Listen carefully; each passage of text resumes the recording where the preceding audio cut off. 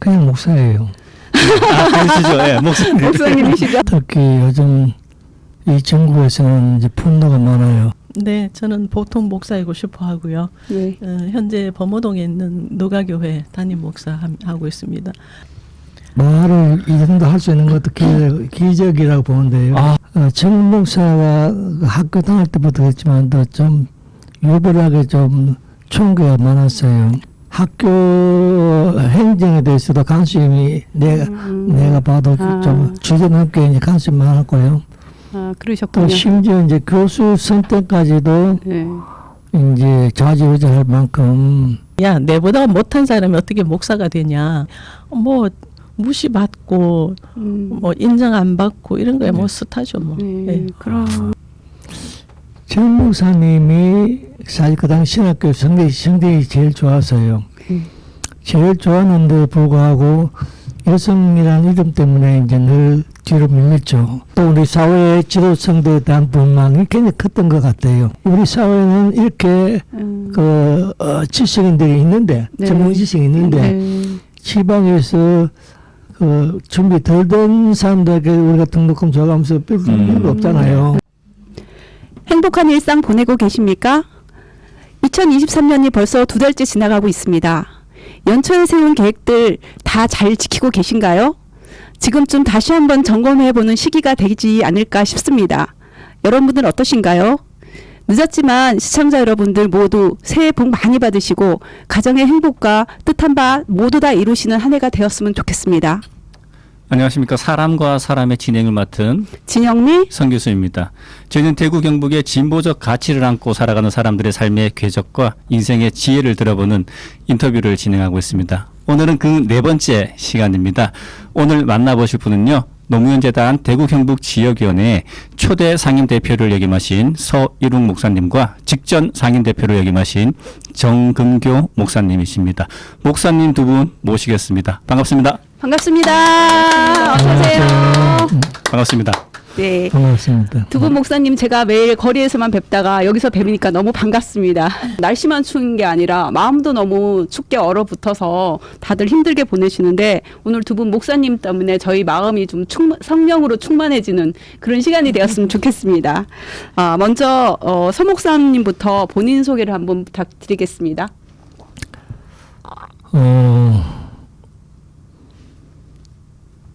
그냥 목사예요.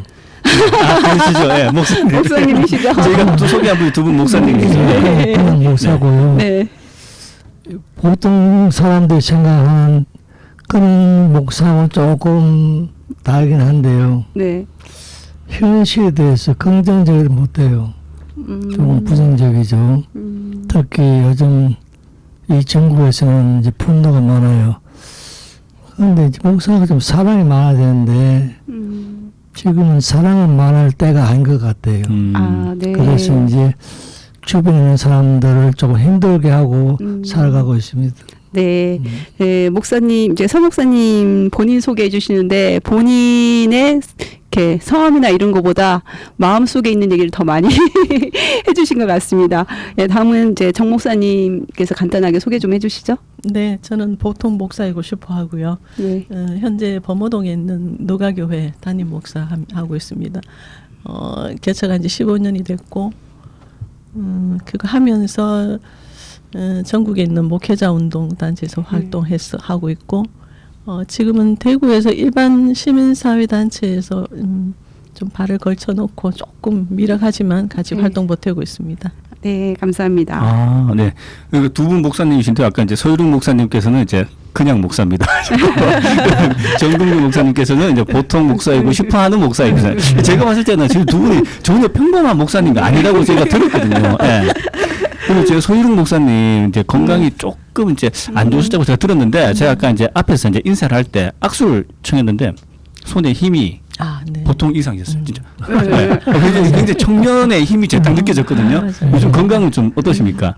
많이 좋아졌어요. 많이 좋아졌기 때문에 네. 저는 말을 이 정도 할 수 있는 것도 기적이라고 보는데요. 그래요? 그만큼 이제 상황이 좋아진 거예요. 네. 그러시면 정 목사님 건강은 또 어떠세요? 저는 괜찮아요. 잘 지내고 있습니다. 혹시 뭐 이 코로나 시국을 잘 넘기셨습니까? 혹시 확진 판정을 받거나 그러진 않으셨어요? 코로나 4월 달에 했었어요. 성우쌤 먼저 그때 하셨고 저도 이어서 했었고 지금 뭐 다 괜찮으십니까? 괜찮으신 것 후유증 같아요. 같은 거 전혀 없으세요? 후유증은 저는 좀 있었어요. 그러시구나. 그래서 뭐 시간이 지나면 낫는다 해서 기다리긴 했는데 목 잠기는 게 잘 안 나서 최근에서 이거 치료받아야 되겠다 싶어서 이제 이비인후과 다니고 있습니다. 그러시군요. 네. 저도 작년 4월에 코로나 걸렸었거든요. 근데 이제 사람들한테 이야기하니까 이제 한 번 더 걸릴 때가 됐다. 이 얘기하는데 조심하셔야 돼요. 네. 저는 아직 한 번도 안 걸렸습니다. 한 번도 안 걸리시기 네. 대단하실 수 있어요. 하여튼 조심하실 때가 한 번 더 된 것 네. 같습니다. 예. 네. 제가 들어오실 때 보니까 우리 정금기 목사님께서 서유롱 목사님 잘 챙겨주시는 그런 느낌을 제가 받았거든요. 예. 네. 네. 사제지간이라는 이야기를 제가 들은 것 같은데 두 분 관계 혹시 어떻게 해야 되시는지요? 그거는 목사님 설명하실래요? 내가 할까? 네. 어떤 분이 목사님도 좀 하시고 네. 관계 오래됐어요. 굉장히 오래됐는데 같은 교회를 다녔기 때문에 대구 삼덕교회를 다녔죠. 거기서 내가 아주 열심히 신앙생활을 하고 있었어요. 그때 이제 정모사는 이제 그 학생부 중학생이었죠. 그럼 어른들은 또 되게 이제 그 신앙적으로 열심히 한 사람들이 되게 반사락하는 선생이죠. 네. 그 역할을 하게 마련인데 그걸 참 오래 했어요. 오래 하다 보니까 그 선덕교에서 제가 젊은 집사로서 소문난만큼 이제 고행되게 열심히 했는데 뭐 지금 부천하고 뭐 조금 뭐 하지만도 아주 열심히 했어요. 그럴 때 열심히 할 때 보통 보면 이제 밑에 사람들이 나이 어린 사람들이 힘들죠.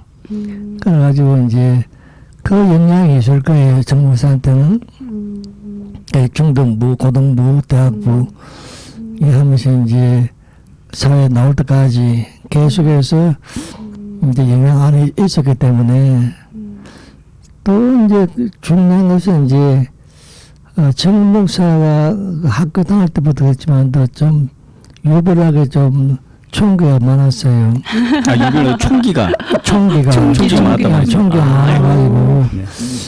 그런데도 이제 환경은 좀 열악했어요. 가정 환경은. 그래서 이제 그때 마음이 많이 갔죠. 마음이 갔고 그렇게 하다 보니 이제 신학교는 내가 먼저 갔어요. 그 먼저 신학교에서 선배가 됐죠. 나는 후배가 됐고.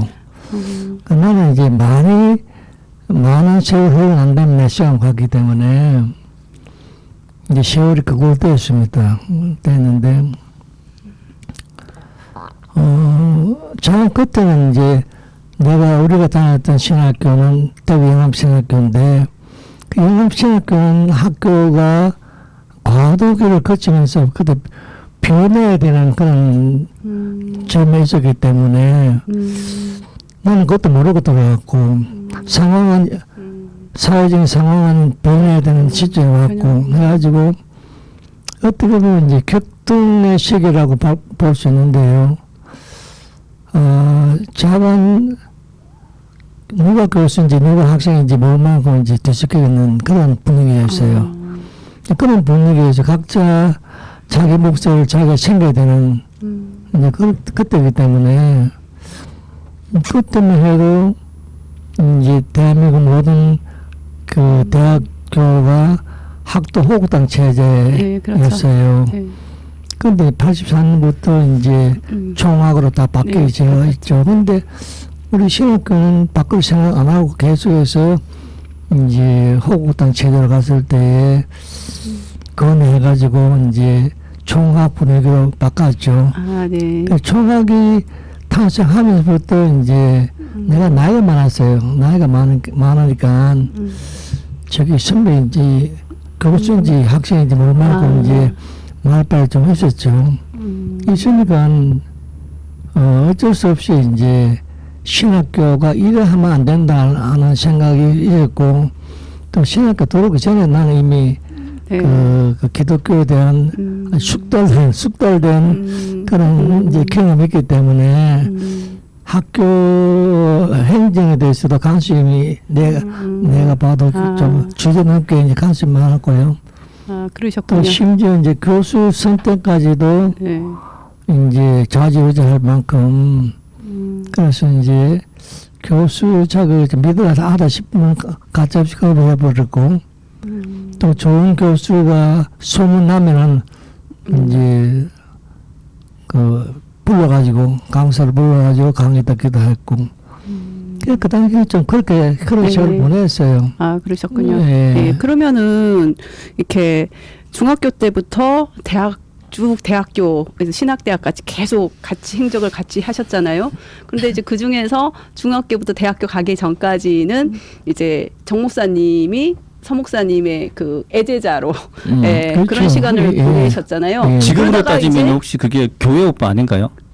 교회 교회 선생님이죠. 교회 선생님이었어요? 선생님이죠. 그래요? 오빠가 아니라. 뭐 집사님. 예. 네, 그렇게 됐고 나서 이후에 이제 좀 이렇게 선후배 사이가 역전됐잖아요.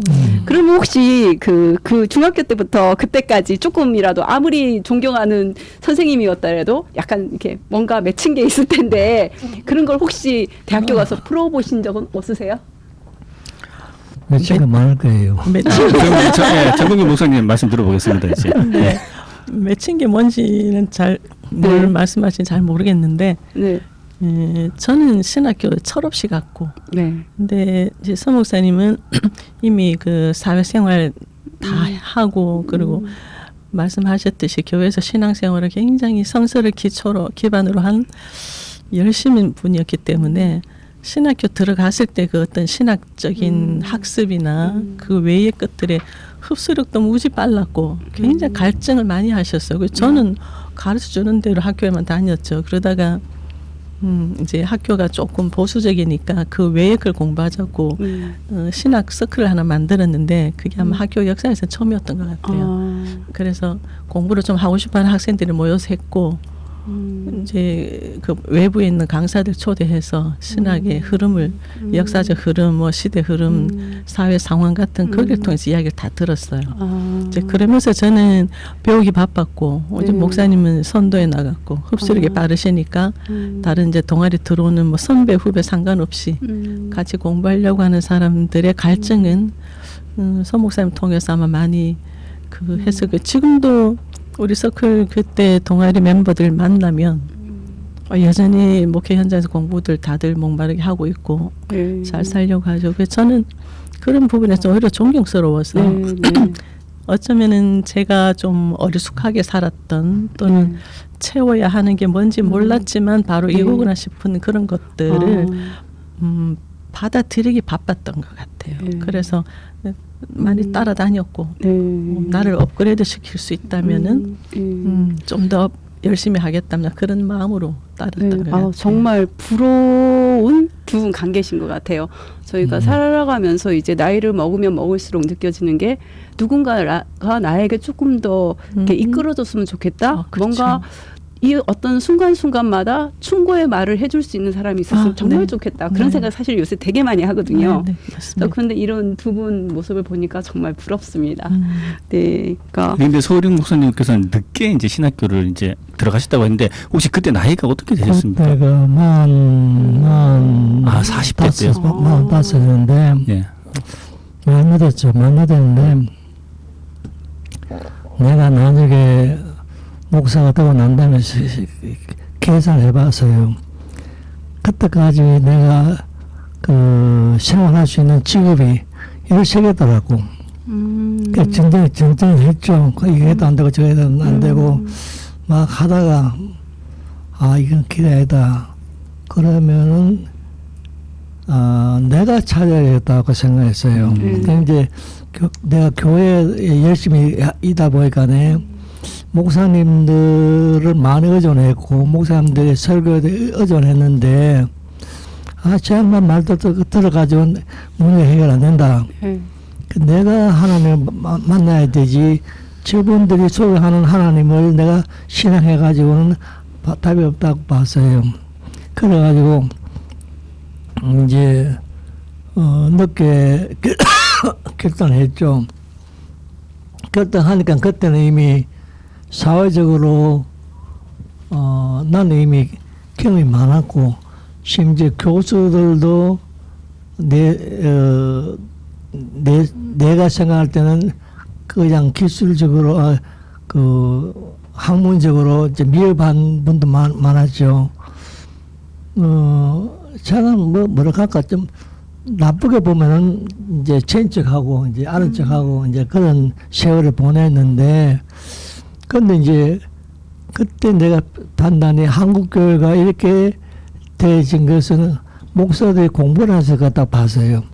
그 공부를 안 했다고 보기 때문에 목사가 신학생들이 공부는 안 하고 기도만 다니고 기도한다고 막 하면 그걸 싫어했어요. 그래가지고 지금은 기도할 때가 아니고 공부할 때야 한 식으로 이제 많이 강조를 하고, 그래 교수들도 이제 수준이 안 되는 강의를 하면 바로 배척해버렸고, 근데 그 교수 나이가 내보다 어린 사람 많았기 때문에 좀 내가 좀 그래 했죠. 그래 했는데 그때만 해도 우리 그 보수적인 지역의 신학교이기 때문에 그 뭐 예를 들어서 민중신학이든지 해방신학 이런 것은 접근을 할 수 없었어요. 할 수 없기 때문에 강사도 없죠. 그런데 이제 원해서 우리가 원해가지고 이제 전반 그 서구에서 유행했던 그런 그 현대 신학에 대해서 듣기를 원했고, 그것도 교수를 청해 오기를 원했고, 그래가지고 다녀가신 유명한 목사님 참 많았어요.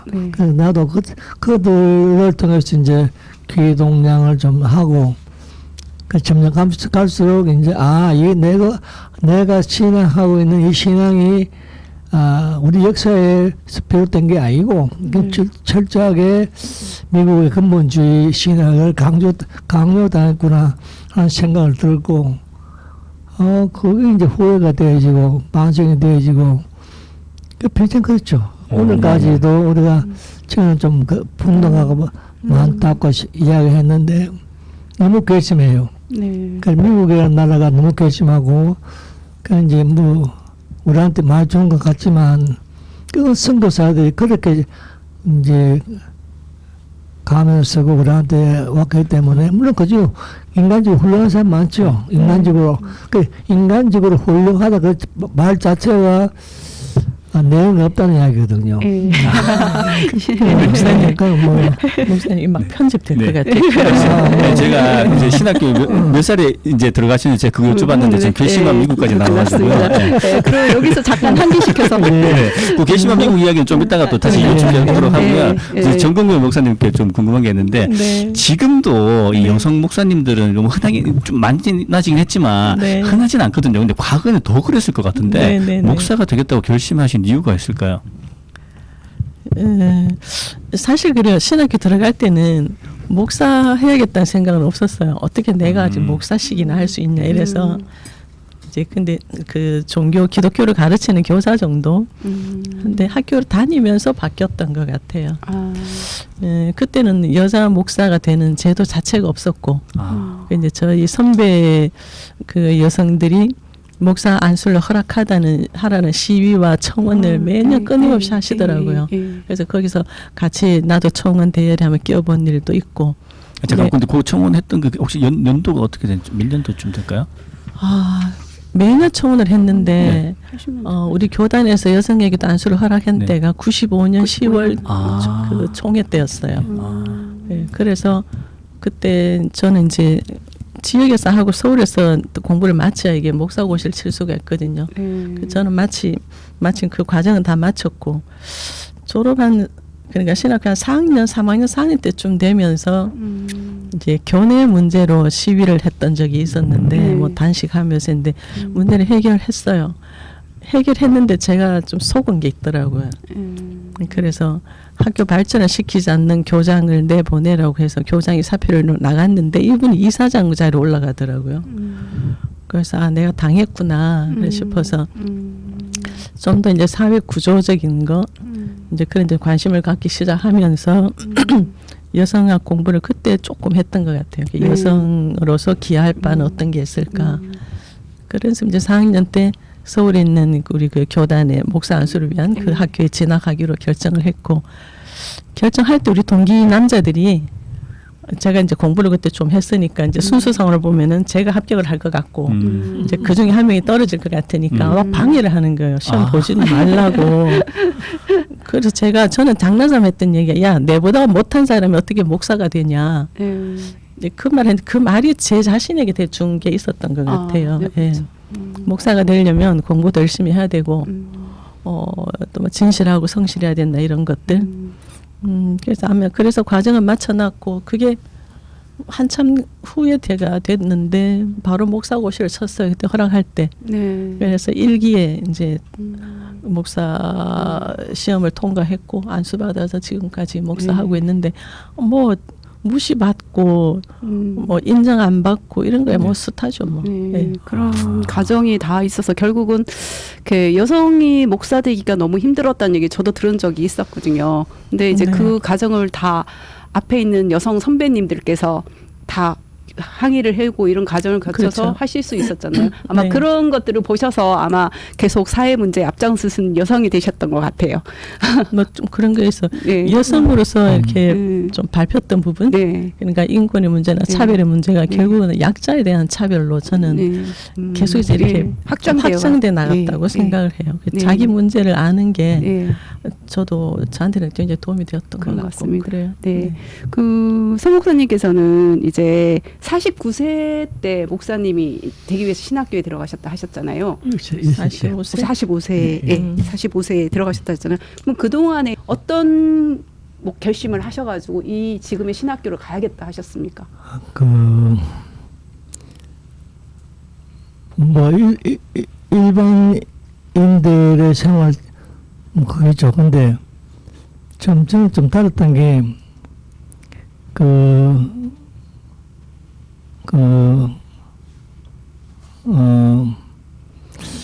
정 목사님이 사실 그 당시 신학교 성적이 제일 좋았어요. 제일 좋았는데 불구하고 여성이라는 이름 때문에 이제 늘 뒤로 밀렸죠. 그 남자들 경쟁에서 밀리고.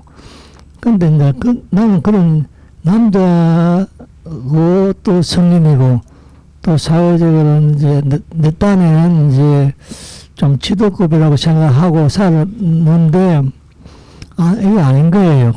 왜 아닐까 가만히 생각하니까 이제 지금은 안 그럴 수 있는 그 당시만 해도 내가 인생할 때는 세상에서 우리나라가 특별히 그 신학 분야가 열당하게 따라가지 못하는구나.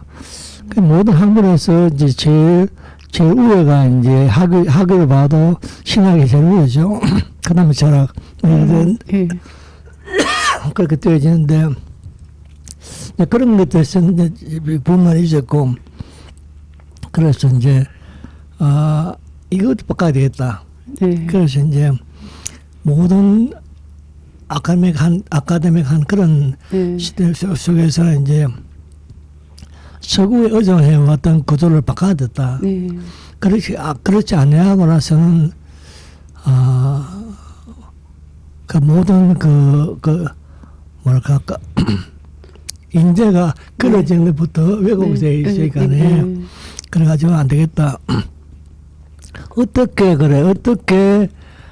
총괄을 잡고 한 사람들이 앞에서 지도자가 되어지고 또 강단에 섰던 사람들은 눈치를 봐야 되어지고 그러면 강단에 섰던 사람들은 또 대부분들이 외국에서 공부한 사람들이고 국내에서 공부해가지고 올라가지는 못하고 이런 모든 것들에 대한 불만이죠. 그래서 이건 아니다. 그러면 내가 못하는 한이 있더라도 이제 높이고 우리가 좀 내 스스로 준비를 하고 그걸 해야 됐다 하는 생각이 굉장히 강했어요. 강했으니까 이제 뭐 좀 뒤에 해도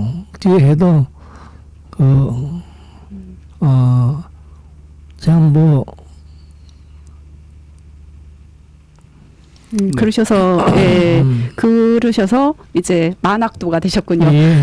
만학도가 되셔가지고 만학도 됐다. 걔도 공부들 별로 안 하세요. 할 수도 있습니다. 다만 이제 그 욕구 불만으로 그게 표출됐었죠. 그렇게 하다 보니까 이제 교계, 기독교 교계 지도층들에 대한 불만, 또 우리 사회의 지도층들에 대한 불만이 굉장히 컸던 것 같아요. 그렇게 하기 때문에 그 당시 이제 학생 친문임에도 불구하고 그 교수들을 청백할 때에 이제 그 교수회에서 결정하기보다는 이제 내가 그 뭐 간섭해가지고 이제 누구 해다 누구 부여도 누구 어느 교육을 부여도 한 식으로 이제 한 만큼 했으니까 지금 생각하면 지금 우리나라에서 유명한 교수들은 그때 내가 다 그 불러가지고 강의 듣고 했던 것 같아요. 학생 신분으로서 이제 교수 예를 들면 뭐 김영복 박사라든지 뭐 그런 분들 주로 그런 분들 그런 유해 분들 그러고 뭐 우리가 잘 아는 이제 그 얼마 전에 장관했죠. 이재정 신부 같은 분 이런 분들을 우리가 불러가지고 강의 듣고 했거든요. 이제 그런 거 하면서 이제 시야가 넓혀 나갔고 우리 사회는 이렇게 그 지식인들이 있는데 전문 지식이 있는데 지방에서 그 준비 덜 된 사람들에게 우리가 등록금 줘가면서 별로 없잖아요. 그런 것에 대한 이제 항의죠, 항의. 어떻게 보면 가짜는 이야기지만 또 내한테는 심각한 이야기였어요. 그렇죠. 그러니까 소희룡 목사님 덕분에 어쩌면 저희들이 그 뭐 개신교 아니면 이렇게 신학대학 같은 데서 시각이 많이 넓혀졌을 것 같아요. 이렇게 그다음에 그런 시각이 넓혀진 만큼 또 사회에 대한 시각도 더 넓혀지고 아마도 많은 도움을 저희들이 알게 모르게 받았을 것 같아요. 네, 두 분 목사님 이제 재단 이야기 한번 좀 들어보고 싶은데요. 우리 소희룡 목사님께서는 이제 우리 상임 대표를 특히 초대에 처음에 이제 하셨다고 들었는데 그때는 지금하고 다르게 굉장히 좀 힘들었다고 들었습니다. 심지어 문자 보낼 비용조차 좀 부담될 정도로 힘들었다고 들었는데 지금 이렇게 잘 성장이라고 표현하면 맞는지 모르겠는데 잘 운영되고 있는데 되돌아보시기에 감회가 어떠신지요? 그때는 이제 노무현 대통령이 서거하시고 이제 소위 말해서 이제 노사모들이 이제 우왕좌왕할 때고 그래서 이제 노무현이라는 그 인물에 대해서 그건 그냥 그 청한 기회도 없을 때였어요. 그런데 이제 내 같은 사람 특히 노무현 대통령에 대해 존경을 갖고 있는 사람들에서는 이거는 어디 가서 혁명을 해야 되지. 그냥 넘어갈 수 있는 상황은 아니었어요. 이제 그런 때에 이제 나는 나이가 돼가지고 교회에서 이제 은퇴를 하게 됐는데 은퇴를 할 때쯤 돼서 이제 그때 이제 노 대통령이 서가시고 3년째죠. 3년째쯤 됐을 텐데 이제 지역에서 노무현 재단은 이제 설을 하자. 서울에서 준비하고 있고. 대구도 해야 안 되겠나 이런 생각을 했을 때입니다. 그러니까 대구에 있던 시민단체 지도층들이 모여 회의를 하고 어제도 회의를 했죠. 회의를 했는데 문제는 이제 초대 대표를 할 사람은 정해야 되는데 그때 이제 뭐 예를 들어서 이제 경북대 교수라든지 총장 출신들 많이 주죠. 각 대학마다 이제 임무도 있으니까 주로 이제 총장 교수 출신들이 거론돼서요. 거론되니까 그분들 다 이제 이미 명예도 있고 실도 있고 하기 때문에 안 하려 그러죠. 그래서 다 사양하고 이제 할 사람 없는 거예요. 할 사람 없는 그 차에 이제 시민단체 지도층 지금 많이 제가 이름 한번 다 알 수 있는 분들이 이제 저를 추천해가지고 이제 하더라고. 근데 저는 이제 그때 뭐 나이도 있고 그래서 이제 피하려고 회의 분위기를 보니까 뭐 걸어가는 거예요. 그래서 그날만 수요일인데 교회에 이제 가야 된다 하고 이제 빠져나왔습니다. 빠져나가 도망가고 있는데 전화가 온 거예요. 그 친구한테 이제 친구가 있는데 이 친구야 길이 없다. 자네가 해야 되겠다. 네가 십자가를 져라 하시고 해요. 근데 목사님 아무것도 안 하고 이제 하려고 하니까 그럼 해야지 뭐. 노무현 대통령이 이제 서울까지 했는데 뭘 못하겠노. 그런 생각 들어가 이제 수락했습니다. 그걸 해가지고 이제 저희 창립을 하게 됐죠. 거기까지입니다. 네. 예. 이렇게 서일웅 목사님은 그래도 이제 초창기에 이제 노무현 재단 지역위원회를 책임지셔서 일을 좀 많이 하셨고 그런 시간이 지났는데 우리 정 목사님께서는 저희 이렇게 상임 대표가 되셨는데 코로나 시대였던 거예요. 지금도 이제 코로나 시대가 끝난 건 아니지만 그 기간 동안 대부분의 기간이 이제 코로나 시기라서 저희도 다 겪었지만 노무현 재단이 특별한 어떤 행사도 못했고 활동이 사실 거의 없었던 시기였잖아요. 거기에 대한 아쉬움 없으세요? 아쉬움 많고 네. 너무 미안했어요. 그러니까 재단 회원들한테. 그리고 아무리 그 코로나가 재난 상황이라서 아무것도 하지 못하게 하는 상황이라 하더라도 좀 더 우리가 그 창조적이거나 좀 더 이렇게 고민을 많이 했더라면 그런 비대면 상황에서 뭔가 할 일이 있었지 않았을까. 근데 그거를 창의적으로 생각도 못했고 실행하지도 못했다는 점이 너무 지금도 생각하면 많이 미안합니다. 네. 그래도 저는 목사님 가끔 이제 뵈면은 참 마음이 따뜻해졌었어요. 이렇게 제가 사실은 이제 길거리에 이렇게 피티켓 들고 있을 때 지나다니면서 저한테 커피 사주신 적도 있거든요. 그때 너무 감사했었는데 네. 뭐 우리 다 같은 회원이라는 마음이 이제 앞서면 더 마음이 더 따뜻해지거든요. 그냥 일반 분들보다. 그렇죠. 네, 그런 시간이 저한테는 있었어가지고 목사님이 되게 서운하셨겠지만 또 저희는 목사님이 저희 상임 대표라는 것 자체가 마음이 따뜻해지는 시간이었기 때문에 감사합니다. 잘 이렇게 지나가신 것 같고 잘 해주신 것 같아요. 네, 그러면 이제 저희가 10년이 넘는 시간 동안 많은 사람들이 노무현 재단과 엮어서 활동들을 많이 했었거든요. 이런 시간에 가면서 이제 스쳐간 사람도 있고 아직까지 머무르는 사람도 있고 또 어떤 의미에서는 떨어져 나간 사람도 있고 이런 많은 분이 계시는데 두 분께서는 혹시 그런 회원들 중에 특별하게 기억이 남는 분이 좀 계실까요? 아니 저는 솔직히 노무현 재단 회원들 보면 네. 존경스러워요. 존경스럽고 또 노무현 대통령에 대한 이제 뭐 충성도가 이상한데 열심히 합시다. 그 열심도 아주 순수하고 거룩하고 그래서 그 면면들이 아주 인격적으로 이제 참 존경받아야 할 분들이죠. 분들인데 이제 내가 정목사하고 가까우니까 경계했던 게 그거예요. 정목사가 아직 나이가 어렸으니까 당시는. 근데 이제 그때는 이미 그 회원들은 이제 나이가 다 뭐 우리 사회에서 지도층들인데 이제 공부가 안 되는 거예요. 내가 봤을 때는. 그런데 이게 이제 그 대표를 맡아 보니까 먼저 개개인들이 좀 알아야지 내가 좋다 싶어가지고 회원들 한 사람 한 사람 알아놓고 노력을 많이 했습니다. 많이 하다 보니까 알게 된 게 참 많죠. 그 과정에서 이분이야말로 이제 재단을 위해서 미래를 위해서 준비될 분들이구나 알았는데 또 한편에서는 이제 좀 내가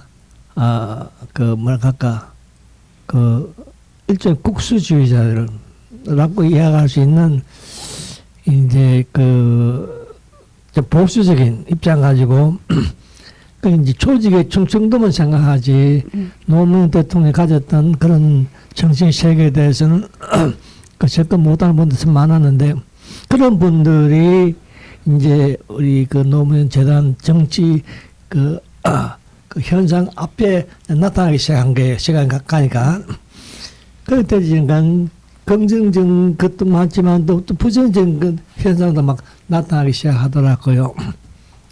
지금도 그렇잖아요.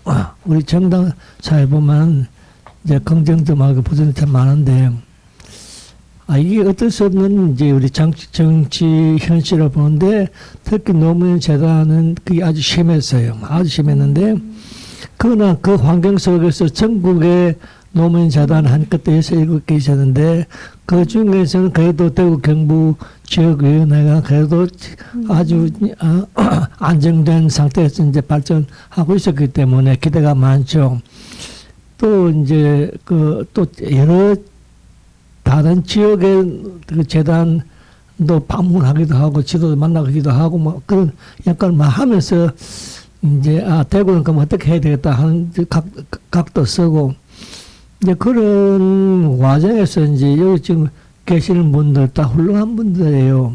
그러니까 그런데 이제 또 자기 기도를 선택하기는 더 어려운 거예요. 그래서 이제 그런데 이제 그 틈새에 이제 정 목사가 이제 트레이닝 과정을 이제 들어갔다 난 봤어요. 그러면 그것도 훈련시키고 뭐 혹독하게 시켰죠.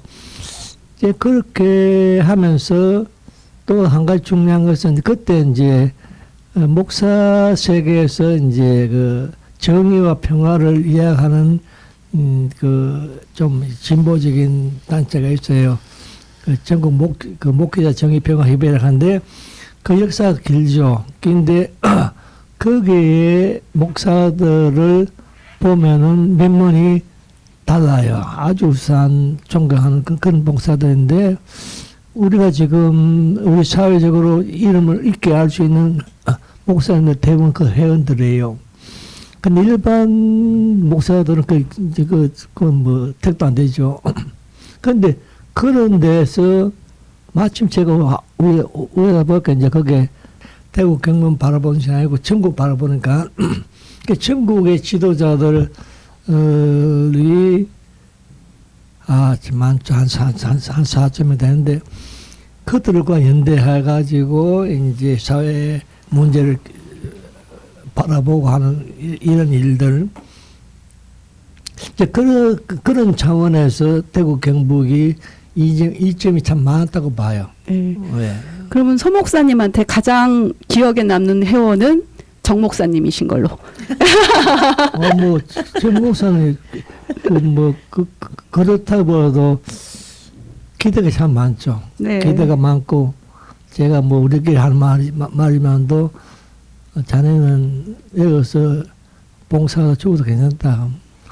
할 만큼 좀 잔인하게, 참 잔인하게, 제가 잘 못 됐습니다. 하도 못 돼가지고, 그런 요구도 하고, 또 그걸 또 잘 소화도 해내죠. 지금 사실 노무현 재단 보면 이제 서울 있고 대구도 있지 않습니까? 각 지역에 다 있는데 저는 대구가 좀 이렇게 서울하고는 좀 다르게 노무현 대한 이제 그 해석과 관심과 사업과 이런 것들 특별히 좀 보는데요. 자꾸 서울에서 이제 총수치기를 하는 게 이제 안에서 이제 지역에 이제 붙으니까 그런 데 갈등을 갖고 있는데 그런 이제 언뜻을 하고 그리고 또 뭐 큰 거는 이제 그 중풍이 와가지고 쓰러졌기 때문에 일을 못 하게 됐죠. 못 하게 됐는데 그러면 누구 해줘야 되는데 이제 없지 않습니까? 그때에 이제 정 목사가 이제 사형 대표 하면서 이제 틈을 막아준 거예요. 막아주고 여기 지금 김용환 대표님. 김용환 대표는. 김용환 대표님은 참 간 게 뭐냐면 내가 사무 대표할 때 계속해서 총무로 이제 왔단 말이야. 그게 철저하게 나쁘게 말하면 이제 철저하게 이제 나를 도와줬고요. 또 달리 이야기하면 이제 철저하게 준비를 했고요. 그래가지고 지금 현재 이제 정 목사 다음으로 이제 그 상임 대표가 되죠. 원래 같으면 이제 정 목사보다 앞에 되셔야 되는데 이제 한참 뒤에 물렀습니다. 근데 그건 내 생각이에요. 이제 그걸 하면서 이제 우리 그 인재풀들이 제 나름대로 이제 이렇게 정리를 하면서 그다음에 누구 그다음에 이렇게 하면 좋겠다. 왜냐하면 이미 이제 여기가 이제 그 기득층들이 형성되기 시작했죠. 대구에도 전국도 다 마찬가지인데 이게 이제 노무현 대통령 서하고 나서 그 다음에 이제 문재인 대통령 들어서 한 과정에서 이미 정치에 현재 다 나가서 활동하지 않습니까? 하다 보니까 이게 지역의 위원장 대표라도 이게 이제 그게 되는 거예요. 되니까 이제 그런 사람들이 그런 이제 그 욕심이라고 하도 그런 바람을 갖고 있는데 내가 그걸 다 수용 못하지 않습니까? 그때 전체 회원들한테 다 공유할 수도 없고 그래서 이제 다 뭐 그냥 서로 양보하고 또 기다려주고 그런 과정을 다 겪었어요. 제가 서 목사님 말씀을 이렇게 듣고 보니까 저희가 1회차에 김용환 대표님을 인터뷰를 했었거든요. 근데 김용환 대표님과 인터뷰 중에서 이렇게 하셨던 말씀이나 그 속에 말씀 중에 이렇게 생각이 묻혀져 있던 말들을 들으면서 아, 참 새로운 분이시다라는 생각을 되게 많이 하면서 인터뷰를 했는데 그게 아마도 지금 듣고 보니까 서 목사님 영향이었던 것 같아요. 같은 말씀을 좀 하시고 계시거든요. 그래서 제가 예, 이제 그렇게 뭐 서 목사님은 이제 가장 기억에 남는 회원이 정 목사님과 김용환 대표님 이렇게 하시면은 그렇다면 정 목사님이 가장 기억에 남는 회원은 어떤 분이실까요? 저는 그 노면재단 회원이 된 사람들 정말로 자기가 원서를 썼고 회비를 내고 된 사람들인데 마치 이제 대구만 따로 봐도 대구에서 의식을 가지고 선하게 포기하지 않고 살겠다라고 맘먹은 사람들을 다 모아놓은 게 아닌가 싶어요. 정말로 이 재단 회원과 회원 아닌 사람들의 차이가 너무 극명하게 크고 이제 그런 점에서는 저도 이제 그 질문에 대해서 누구를 이야기할까 생각하고 재단 회원 전체가 너무나 반짝반짝 멋있고요. 그런 분인데 제가 그 우리 운영위원장으로 계시는 박병성 씨 처음 만났을 때는 그죠? 뭐랄까 아니 저렇게 서슬 시퍼런 청년의 삶을 그 아기를 키우는 아빠인데도 저렇게 가질 수 있나? 그러면서도 이게 왜 후퇴하지 않는, 때묻지 않는.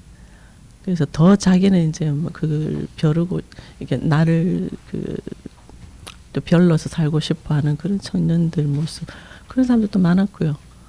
그리고 또 한 분 이제 한 사람씩 얘기를 한다면 또 한 분은 우리하고 독서 모임을 같이 했던 여자분이 계신데 재단 사람 몇 분이서 독서 모임을 했었어요. 그분이 이제 결혼할 때가 되어서 선을 보는데 선을 본 남자가 되게 마음에 안 들더라고 얘기를 하더라고 우리한테. 그래서 그래 당신이 훌륭하니까 아무한테나 가지 마라 이제 이러고는 얘기를 했었는데 그 다음에 자꾸 만나면서 이제 하기로 했다는 걸. 그래서 어떻게 해서 그래 됐냐 했더니 이제 우리는 아닌 것 같다로 헤어지려고 하다 카톡을 봤는데 카톡 사진 있잖아요. 푸사라 네, 그러죠. 푸사가. 그 사진 배경에 노란 리본이 하나 있더래요. 그래서 그걸 키워서 봤더니 노무현을 좋아하는 사람인 걸 알았던 거죠. 지금 결혼해서 잘 살아요. 네. 그런 사람도 있고. 네, 네. 정말로 제가 어디 가나 자랑하는 한 분이 계시는데 이분은 서문시장에서 그 이제 미싱이라고 하죠. 그 공장을 어릴 때부터 했었어요. 국민학교를 겨우 졸업했다고 말씀을 하시는 분이셨는데 나이는 저보다 좀 적은 것 같고 노무현 대통령이 너무 좋아서 회원이 되신 거예요. 그래서 같이 어울리는데 자기는 그래 한 번은 나는 노무현 대통령님도 좋고 박정희 대통령님도 좋은데 왜 둘 다 좋아하면 안 되는 거예요. 물을 만큼 너무 순박해서 이 세상에 그렇게 순박한 사람이 없겠다 싶을 만큼. 그런데 이분이 그렇게 행복하게 우리랑 어울리고 잘 지내시다가 어느 날은 누님 저 이제 그만 나와야 되겠습니다. 왜 무슨 일 있었어? 그랬더니 자기가 노무현을 좋아해서 사람들이 다 옆에서 알리고 소문을 냈는데 그 미싱에 이제 아주머니 한 8분하고 이제 운영을 하는데 물량이 떨어진다는 거예요. 그걸 뭐라 그럽니까? 공장에 이렇게 물건 맡기는 거. 납품하는 거. 그게 저놈은 노무현 대통령을 좋아하는 빨갱이가 돼버렸으니까 그 수주를 준다 그러나요? 뭐죠? 네. 그게 안 들어오는 거예요. 그러면서 이분이 하는 얘기가 내가 여기 안 나와서 못 만나고 이런 거는 참을 수는 있는데 제가 좋아하는 거 하다가 물량이 안 들어와서 이 아주머니 7분이 생계가 안 되면 그건 제가 큰 잘못이잖아요. 제가 참고 차라리 물량이 들어왔으면 좋겠습니다 하고 들어앉으신 분이 계세요. 저는 그분 생각하면 눈물이 글썽일 만큼 정말 살아있는 전태일이에요. 그대로. 그래서 이제 전태일 재단에도 이분이 큰 돈을 후원도 하시고 회원도 되고 했는데 노무현 재단하면 저는 그분이 제일 생각이 나요. 그래서 우리는 박정희는 미워하고 노무현 좋아한다 하지만 그분을 생각할 때마다 좋아하는 그대로 좋아하는 것이 왜 저희가 되겠느냐. 굳이 역사의식이 없더라도 좋아하는 건 좋아하자. 그런 생각도 하게 되고 그래요. 그분 성함 한번 불러주십시오. 황중식. 황중식님. 네. 정금교 목사님이 가장 애착이 가는 회원님이라고 지금 말씀해 주셨습니다. 두 분 다 목사님이시라서요. 제가 여쭙는데요. 우리가 이제 언론을 보면은 그 보수성이 아주 짙은 목사들이 나와서 마치 무소불위의 권력을 휘두르는 것처럼 보이거든요. 예. 실제로 교회 안에서는 어떻습니까? 그 목사라는 지위가 그렇게 대단한 건가요, 혹시? 제가 얘기할게요. 네. 그것도 이제 아시겠어요? 배운 버릇인데요. 네. 배운 버릇인데 정말 대단해요. 목사가 생사의 달권을 가졌다시피 하는데요.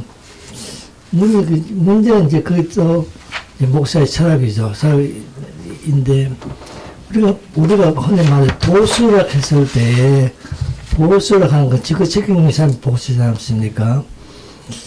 이제 그래서 이제 자기 교인 지키고 그 교회를 부르고 그 기업하듯이 그렇게 하면서 이제 그 사회적으로 세를 확장해 나가죠. 그렇게 되어지면은 일반 교인들 그래서 이탈을 못 합니다.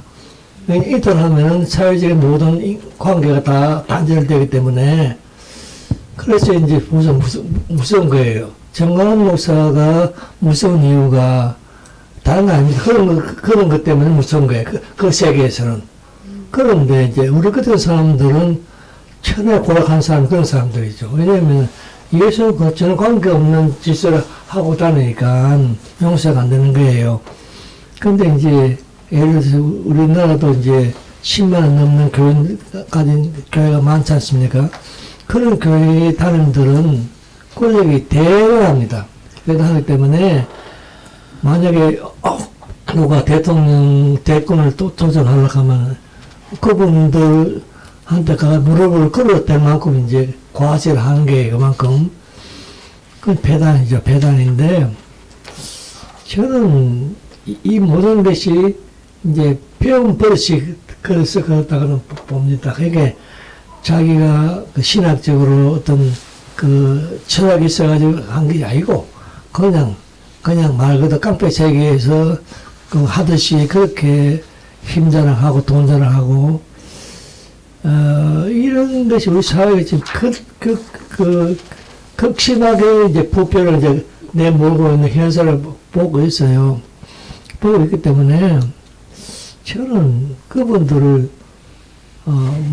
노골적으로 멸시하지 않지만 그런데 멸시하고 싶어요. 무시하고 싶고 한데 그러면 깨놓고 해가지고 목사 안 하면 될 거 아닙니까? 근데 죽어도 또 한다고요. 그것도 대물러 가면서. 그런 이제 버릇들을 이제 좀 우리 교인들이 정신 차려가지고 거지하면 되거든요. 거지하면 됩니다. 그런데 그림이 길들여졌기 때문에 못하는 거예요. 무서운 겁니다. 굉장히 무서운 건데, 그래서 이제 자기 무덤을 자기가 파는 거죠. 근데 저는 이야기 길어진대.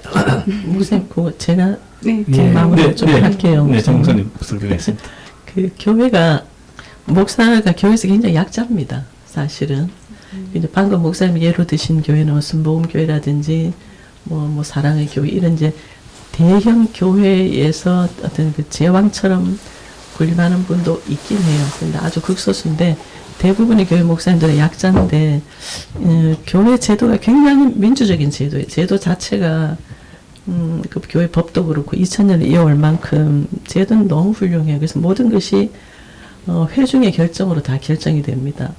근데 이게 좋은 면이면서 한편으로는 예를 들어 지금 우리가 보수화되거나 또 대구처럼 극우화되는 시민들이 많은 이런 동네에서는 회중의 결정이 극우적이고 보수의 결정을 하다 보니까 목사님들이 소신 발언을 했을 경우에 회중에 의해서 불이익을 당하는 게 많죠. 그래서 목사님들도 생계도 있고 또 그 교회 부임해서 또 끝까지 잘하고 싶은데 중간에 탈락되고 싶지는 않고 이런 이제 마음들이 있어서 회중의 눈치를 보기도 하고 회중의 눈높이에 맞는 얘기만을 하기도 하고 그래서 자유롭지 못한 분들도 많아요.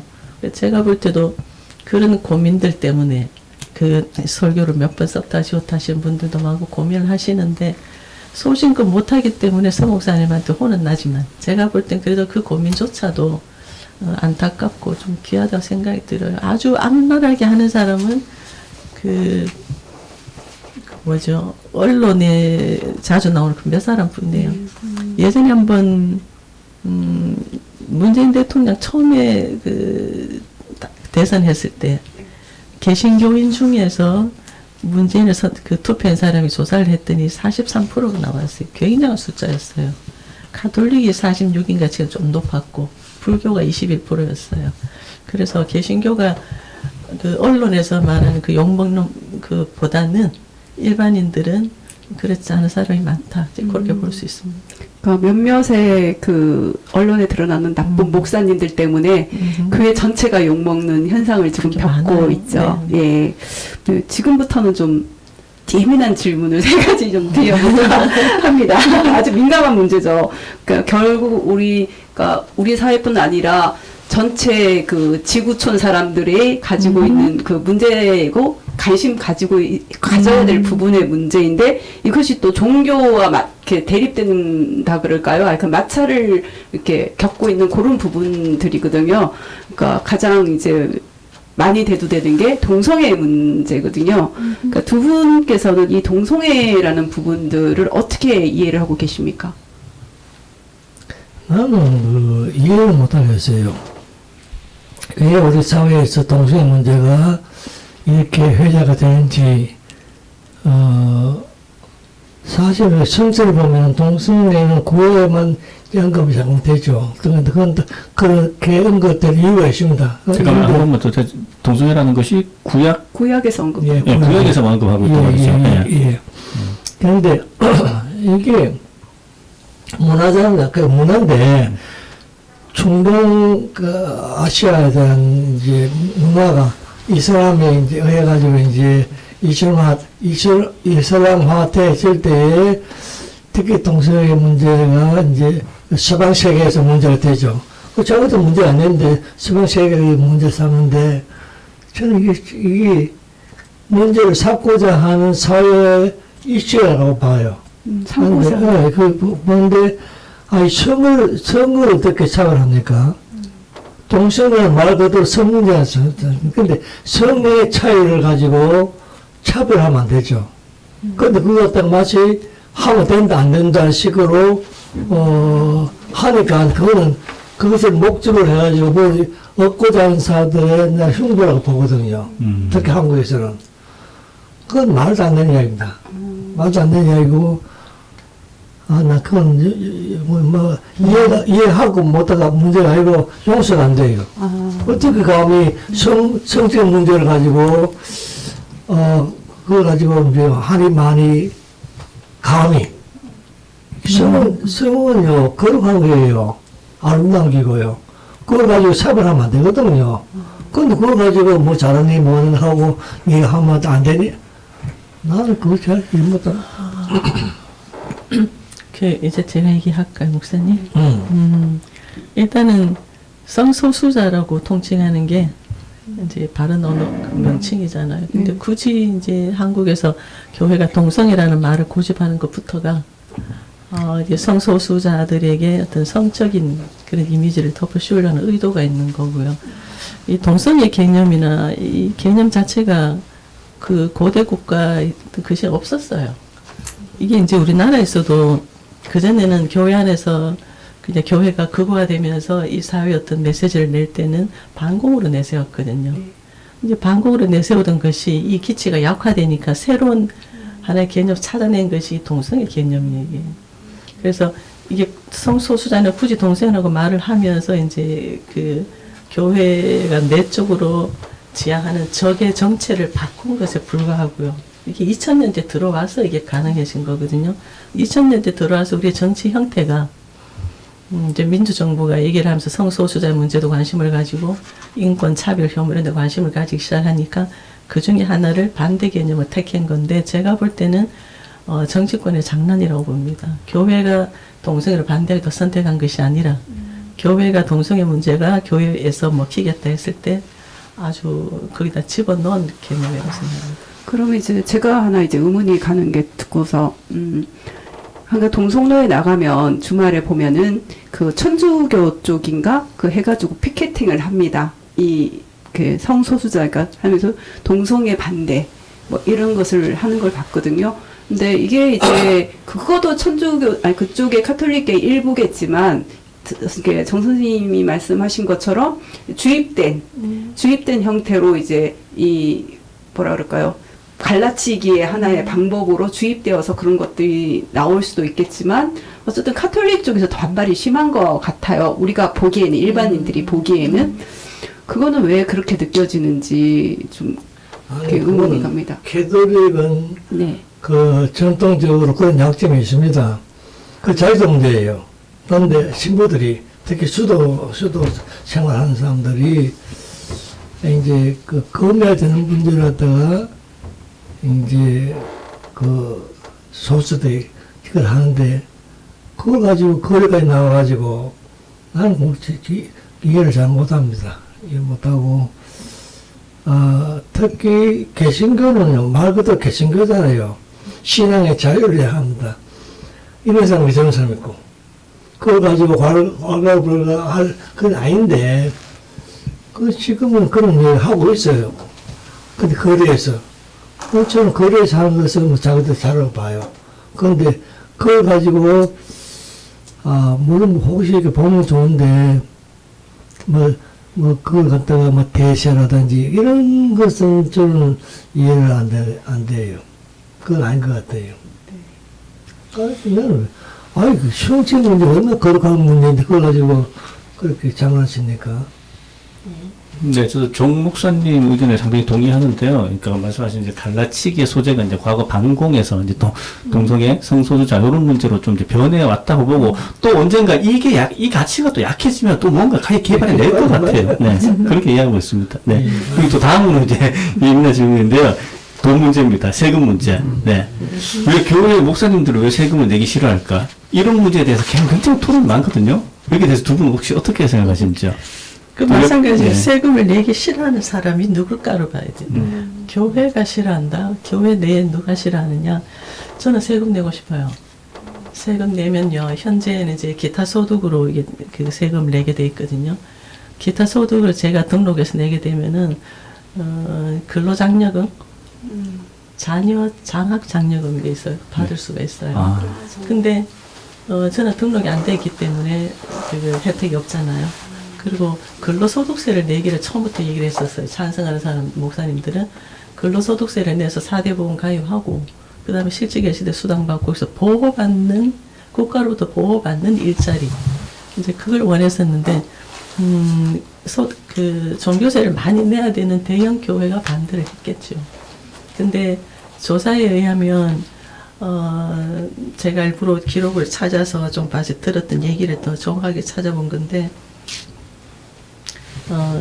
2019년도 세금에서 그 최고 10% 그러니까 종교세를 냈던 목사님들의 그 10% 정도가 평균 1년에 438만 원 그 소득을 갖고 있었는데 이게 일반 국민의 전체 가구 평균보다 낮아요. 목사님 대개 목사님들이 이런 거고요. 그 최고 10%가 그래요. 그리고 2019 같은 해에 월 평균 소득으로 봤을 때 목사님 155만 원이 나와요. 근데 이것도 최저임금으로 계산했을 때 175만 원이 가장 적은 라인인데 목사님들보다 더 낮아요. 그래서 그 하위 20% 그냥 일반인들의 하위 20%가 목사들이다 이렇게 볼 수 있는 거죠. 그래서 오히려 정식으로 세금을 내고 국가로부터 노동에 대한 보호를 받는 것이 옳다고 저는 보고 있는데 많은 목사님들이 동의하고 있습니다. 근데 한때 처음에 그 종교세 내자고 얘기 나왔을 때 통계청에서 이제 발표를 하기를 세금 다 거두게 되면은 80% 정도가 국가로부터 지원을 받아야 되는 저소득층이다, 목사가. 네, 그래서 오히려 세금을 걷지 않는 것이 또 국가로서는 낫다라는 소견을 낸 적도 있었어요. 그런 이야기도 처음 들어봤습니다. 네, 목사님들이 대형교회 몇 개 말고는 생활이 아주 어렵습니다. 이게 약간 연예계하고 비슷하네요. 진짜 잘 보시는 분들은 엄청나게 보는데 그 위에 하위 90%들은 진짜 어려운 생활을 하고 있습니다. 네. 그렇게 된 것 같습니다. 그러니까 저희가 알고 있었던 이렇게 뉴스나 이런 걸 통해서 한국 기독교 사회 문제점 얘기할 때 항상 얘기했던 이런 문제들은 실제로 몇몇에 의해서 좌우되는 것이지 대부분의 목사님들은 거기에 전혀 소속되지 않는다라는 맞습니다. 그러신 것 같아요. 그러니까 이런 것들이 이제 잘못된 시각들을 이런 걸 통해서 좀 교정이 됐으면 좋겠습니다. 이런 인터뷰를 통해서 이제 그 질문 중에 하나가 이제 예민한 질문 중에 하나 남았는데 세습의 문제죠. 이것도 이제 아마 대형 교회에 국한된 문제일지도 모르겠지만은 어느 대형 교회 목사님의 아들이 목사 그 교회를 이렇게 받기 위해서 무슨 일을 부정을 저질렀고 이런 것 때문에 교인들이 항의하고 이런 뉴스들을 저희가 보거든요. 네, 이 교회들의 세습의 문제에 대해서는 어떤 의견을 갖고 계신가요? 그거는 제가 용서가 안 돼요. 왜냐하면 우리 스스로가 목사가 직업이 아니라고 보거든요. 직업이 아니고 사명이라고 보기 때문에 돈 주도 안 주든 간에 지 신앙에 따라 고백하면 되는데 그런데 이미 구조가 되어 있고 또 그게 권리가 되어 있고 그걸 갖고 자기 아들에게 합법적으로 합법을 가져 세습을 한다. 그걸 가지고 교인들이 또 하면 따른다. 이거는 나는 물론 이제 그렇게 이해하는 교회가 한국에 이제 대형 교회가 있죠. 그건 아는데 그렇다고 해서 전체 교회가 요걸 먹을 필요 없지 않습니까? 저는 그건 이해가 못하고 세습 문제 조작에 이해할게요. 하고 싶으면 해라 너희들. 그 대신에 하는 교회를 교단에서 빼면 되잖아요. 안 깨주면 돼. 너도 안 깨주면 되는데 왜 깨주냐 그 말이에요. 그런 모든 것들이 우리 사회 이제 언론 일부 언론들이 이제 재미로 재미가 있으니까 이제 하는 짓이라 보는데요. 나는 그런 조작 당하는 것이 좀 만나지 않아요. 네. 그럼 정 목사님께서는 이런 이렇게 세습의 문제들을 이제 여러 가지 하는 것도 있고 아는 것도 있고 대형 교회들의 장난질도 있고 하겠지만은 또 일부 행해지는 것이 있으니까 이런 것들을 좀 막아내는 방법, 이런 거를 만들어내지 않는 방법들이 어떤 것이 있다고 생각이 드시냐? 이게 교회 세습이 문제됐던 게 중세 때거든요. 네. 중세는 이제 그 각 영주가 자기의 영지를 따로 독립적으로 하잖아요. 근데 그때 종교 박해를 받던 그러니까 개신교일 수도 있고 그죠. 그때 이제 교회가 새로 생길 때 영주가 보호하면서 자기 영지 안에 교회를 하나 세웠더니 거기서 거둬들이는 헌금이나 11조나 이런 예물들이 다 자기께 되는 거예요. 재미를 본 거예요. 이거 우리 내 영지 안에 교회가 하나 생기니까 돈도 많이 생기고 또 국왕으로부터 지원도 받아요, 교회니까. 그래서 여기저기서 이제 교회를 세웁니다. 그게 아주 그 사설 교회가 되는 거였죠. 그래서 대대로 자기가 원하는 사람을 교회를 물려주면서 이제 세습화해 갔는데 이게 종교개혁의 큰 원인 중에 하나로 작동을 합니다. 그러니까 교회 재산이 사유화되는 거고요. 교회 자체가, 신 자체가 사유화되는 거기 때문에 그래서 종교개혁 이후에 우리 그 개신교회도 이런 그 위험사항을 알기 때문에 세습을 철저히 금했던 건데 세습을 금하는 이유는 사유화하지 말라는 이야기입니다. 이거는 공적인 재산이고 신학이라는 것은 공의의 일이기 때문에 절대 사유화해서는 안 된다는 대표적인 그 엄한 벌이어서 이게 그 법으로 금하고 있고 모든 교단이 모든 교회가 다 금하고 있고 아마 모든 종단이 다 금할 거예요. 근데 어저께 제가 어디 봤더니만은 212번째 세습이 됐다고 등록된 게 있더라고요. 그 교회만이 아니고 절이라든가 뭐 다 종교단이 다 합쳐서 그래서 이게 개신교회 몇몇 교회만 된 줄 알았더니 그게 아니구나 이제 그런 게 있어서 이거는 말씀하셨듯이 돈의 문제이기 때문에 그 명성의 그 김사만 그분이 아들한테 물려줄 수밖에 없었던 정말 고뇌에 찬 결단이 아니었을까. 뭔가를 숨겨야 하고 그 많은 돈을 지켜야 하기 때문에 교단의 법을 바꾸면서까지 강행한 이유가 아니겠느냐. 전국적으로 반대했던 사람들이 명성에서 어떤 돈을 받았는지 어떤 회유를 했는지 모르지만 거의 다 찬성으로 돌아섰어요. 그만큼 자기 걸 챙기기 위해서 모든 권력과 돈과 수단과 방법 다 동원하고 있는 것 같더라고요. 그래서 저는 아까 목사님도 말씀하셨지만 세습이 용인되는 교회는 정말 버려야 됩니다.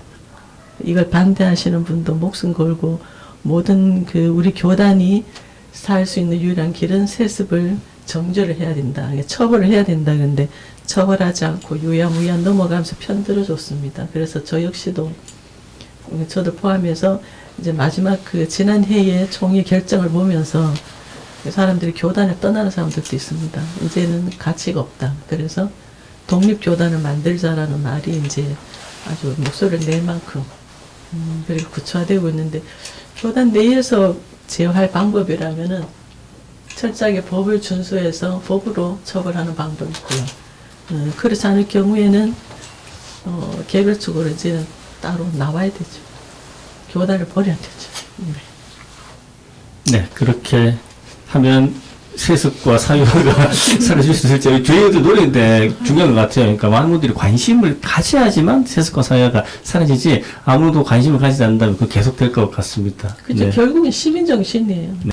그래도 잠깐 우리 설교 시간 좀 들어보고 싶은데 가져보고 싶은데 두 분께서 각각 가장 좋아하시는 성경 구절이 있으면은 짧게만 한번 소개해 주시면 고맙겠습니다. 서일웅 목사님께서 혹시 가장 좋아하는 구절이 있으실까요? 성경 구절 중에? 예, 저는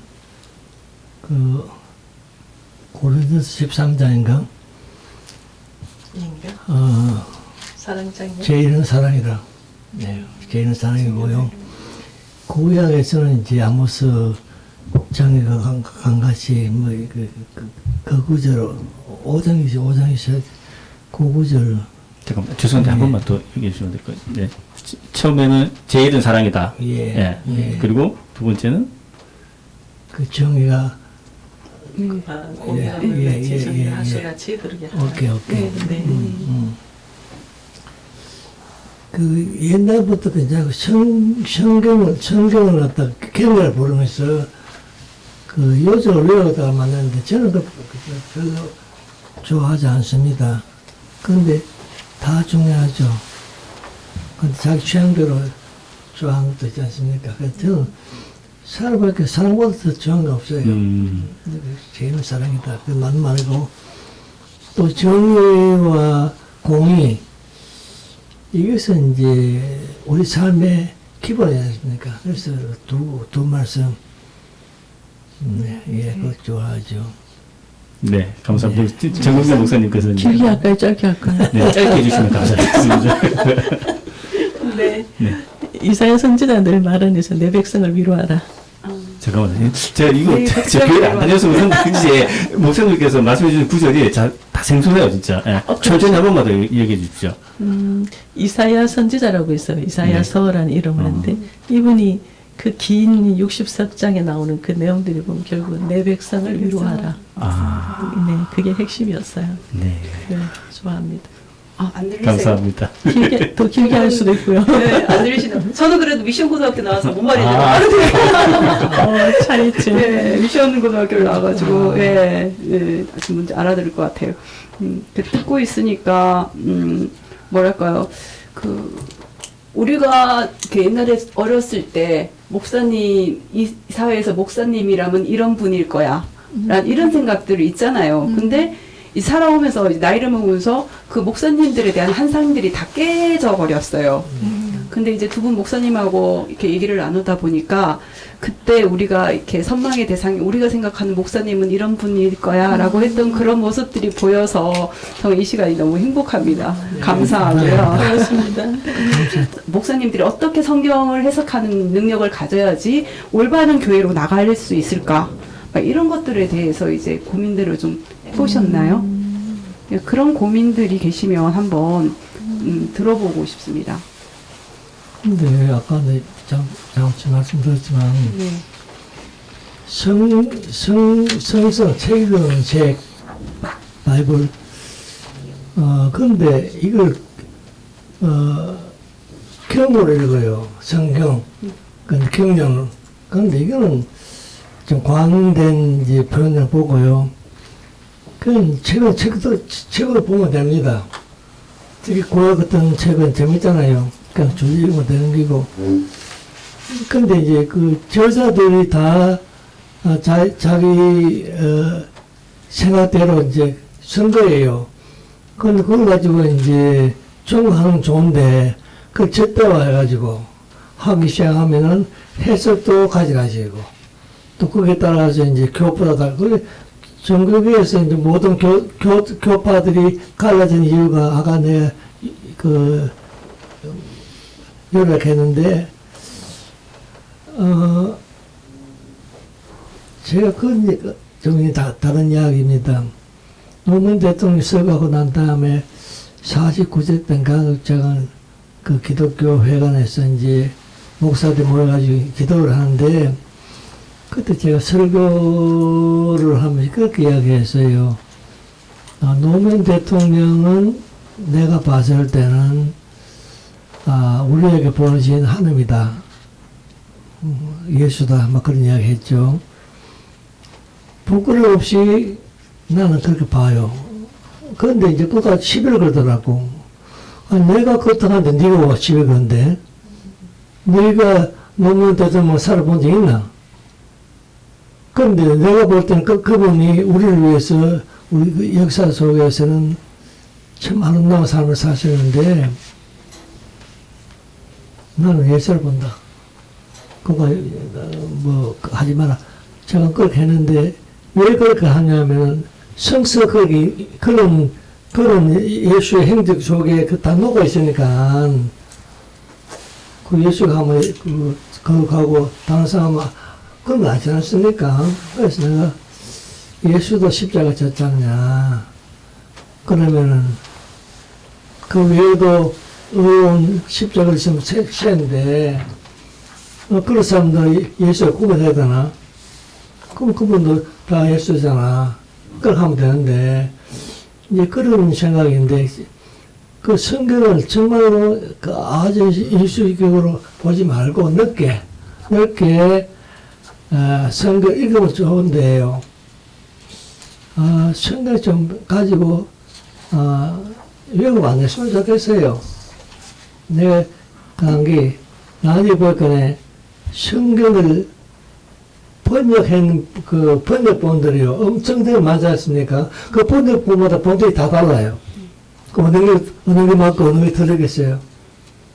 그때 그래서 모든 사람들이 다 히브리 말 다 공부하고 그럴 필요 없지 않습니까? 이제 뭐 번역 기술 다 좋은데 그래서 자기가 많은 생각 가지고 재밌게 보면 돼요. 네, 재밌게 보면 됩니다. 네, 감사합니다. 그리고 저희가 또 뜬금없는 질문이긴 한데, 우리 이제 대한민국에서 이제 조직력이 가장 강한 집단이 이제 군대하고 종교 집단 뭐 이렇게 이제 표현을 하는데, 그래서 이제 보수 정치인들이 기독교 쪽에 가서 표를 얻으려고 많이 구걸하고 있지 않습니까? 예. 근데 우리는 그 기독교 교인들이 진보적인 생각을 가졌으면 우리 정말 좋을 것 같은데, 혹시 이렇게 할 수 있는 방법 혹시 생각해 보신 적 있을까요? 기독교인들이 진보적인 성향이 들 수 있도록. 저는 아까 그 질문하고 연결을 시켜서 뭐 같은 대답이 될 것 같으네요. 교회가 자기 담을 허물어야 돼요. 지금 이제 교회가 여러 가지 폐단이 나는 이유가 우리 교회만이라고 하는 아주 우리를 그걸 개교회주의라 그랬는데 개별적인 내 교회만 중요하다고 생각하는 게 너무 강해져 버렸어요. 어쩌다 이렇게 됐는지. 그래서 내 교회만, 내 목사님만, 내 교인만 쳐다보는 데서부터 벗어나서 교회가 담을 허물고 골목으로 세상으로 사회 문제 같은 게 교회에 들어오기도 하고 교회 문제가 사회에 나가기도 해서 좀 담도 없고 문도 없이 달랑달랑 할 수 있으면은 그 관점으로 성경을 볼 수 있거든요. 그러면 성서가 얼마나 인문학적 해석이 가능하며 사람 사는 세상의 상식적이고 원칙적인 이야기인지를 알게 돼요. 이게 뭐 신탁이라고 해서 신이 갑자기 하늘에서 떨어져서 뜬금없이 하는 내용이 아니고요. 가장 역사 한가운데서 역사를 살아가는 힘든 사람들을 향해서 했던 예수의 말씀이기 때문에 지금도 역시 그렇게만 한다면은 교회는 굉장히 건강해질 거예요. 이제 그런 점에서 교회가 성경을 파고든다기보다 이제 좀 세상으로 나가봐라. 좀 그 얘기를 권하고 싶어요. 뒷질문이 뭐였죠? 네? 아니요, 교회가 이제 좀 더 진보적인 성향으로 바뀌고, 말씀이 맞는 것 같아요. 그렇죠. 담장을 낮추고 세상으로 바뀌는 그래서 그건 진보랄 것도 없이 네. 일단은 극우가 이렇게 뭉쳐있는 네. 거니까 그래서 벗어나게 되면 아주 조금씩 건강하게 되면서 어울리고 같이 모든 문제를 두고 기도하고 그래서 또 같이 이제 대화도 나누고 그런 게 가능해질 겁니다. 네. 그런데 교회는 말 그대로 교회예요. 뭐 교회가 단기 건물이 아니거든요. 그런데 그거 가지고 이제 뭐지 이상한데 종교처럼 아닙니다. 네, 그걸 알면 되는데. 예. 불교도 교회에 있고요. 모든 교회에 있습니까? 그런데 그걸 가지고 기독교만 국가된 교회. 그건 아니거든요. 그 건물이 아닙니다. 네. 건물이 아니고 그 공동체를 갖다가 교회를 하는데 기독교도 그리스도인 그것만 그러니까 그걸로 부르면 되는데 기독교 하면 기독교 한 종교처럼 이야기한단 말이에요. 그거는 습관적으로 자꾸 그 부르는데 용어가 좀 정을 잘하면 좋겠어요. 용어가 결국은 그 용어가 자꾸만 벽을 만드는 것 네, 같아요. 맞습니다. 예, 네, 그러니까 네. 이 용어들이 좀 펼쳐지면은 네, 쉬운 말로 바뀌어야지 맞습니다. 모든 사람들이 맞습니다. 예, 맞습니다. 접근하기가 좋은데 이렇게 모든 기득권들은 항상 그렇죠. 자기들의 언어를 가지려고 하죠. 접근하지 네, 못하게 맞습니다. 하려고. 그렇죠. 네, 그러신 것 같아요. 저는 이제 사실은 서 목사님을 처음 사실 제가 이렇게 가장 인상 깊게 이렇게 기억하게 된 게 한 늙은 목사의 호소라는 글이었어요. 대선 기간 때였죠, 그죠? 이재명 네. 지금은 현재 당 대표시지만 그때는 후보를 지지한다라는 내용이었거든요. 그래서 그 얘기를 보고서 들으면서 참 이 시대에 용감한 목사님이시다. 라는 생각도 들었고. 그래, 많은 네. 정치인들이 나왔는데요. 네. 노무현을 가장 닮은 분이 그분이에요. 내가 단 거 아닙니다. 그분이 잘 모르잖아요. 그런데 노무현 대통령이 걸었던 길, 원칙과 상식 가지고, 그건 뭐, 부끄럽죠. 뭐또 다른 사람 이해하겠는데, 그래도 또 목사들이, 교인들이 이 종교성이 많아요. 그래가지고 가지 말고, 이재명 나왔잖아. 싸우지 말고. 근데 뭐, 얼마나 쪼는지, 내가 참, 잔인하다, 잔인해. 응? 같은 당의 중에서 쪼고. 아이, 솔직하게 더 훌륭한 사람이 나오라 그래요. 너무 되잖아요. 안 너무 뒤에 앉아가지고 막, 군청군청 걷고. 그렇게 지금 언론에서 나온 태도를 보면, 아, 이재명 지금 대표죠. 대표만큼 유권자들 생각하고 정직하고 행위를 들지 말고 증거 대놓고 하면 되잖아. 근데 뭐 장관께서 아이고. 그렇습니다. 그래서 저도 그 말씀 와닿는 게 이제 노무현 대통령을 가장 닮은 사람이 이재명이라고 말씀하셨던 것처럼 당시에 뭐 이런 별명이 있었어요. 전투형 노무현이다. 뭐 이런 별명이 있었습니다. 네. 나는 노무현 대통령이 시험에 떨어져가지고 부산에서 그 과정을 이제 표시해보면 참 많이 눈물도 많이 흘러가는데 나중에 이재명 지지자 보면서 흡사 닮았다. 그래요. 착한 게 차이라 그랬죠. 네, 네. 착한 게 차이라 그랬네. 근데 그럼에도 불구하고 그렇게 했음에도 불구하고 윤석열이 당선됐잖아요. 그때는 어떠셨어요? 나는 좀 기절했는데 나는 요새 농담 삼아 하지 않습니까? 두 번째 것은 나는 이거는 농간이라고 봐요. 어떤 세력들에 의한 농간인데 용서 안 해요. 거기 뭐 언론인지 그건 모르겠는데 제가 내 주변에서 그런 분 있어요. 내가 보면 말 상합니다. 말 섞지를 않아요. 섞어가지고 합니까? 똑같은 일 하던데 어떻게 그럴 수 있어요? 지금 하는 거 보면 저 말도 못하겠는데 그렇게 할 필요 없어요. 네, 그렇죠. 뭐 다 알고 있는 얘기인데 그래도 이제 가장 최근에 우리를 가장 속상하게 만들고 아프게 만들었던 12구 이태원 참사 있었죠.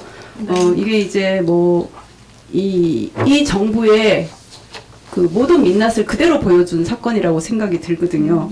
근데 지금 이제 유가족 협회가 이제 구성되고 있고 국정조사도 진행되고 있고 이렇게 되고 있는데 아까 앞에도 잠깐 얘기한 적이 있지만 이태원 참사를 보시면서 어떤 심정이셨을까요? 비참하죠, 비참. 나는 비참하고요. 할 말도 없고요. 모든 거 우리 잘못이기도 하고요. 그런데 이제 비겁해가지고 싫어요. 이 정부가 비겁해서 싫고요. 예, 그래요. 네. 아픈 사람은 어떻게 위로하겠어요? 정 목사님 눈물부터 나시나요?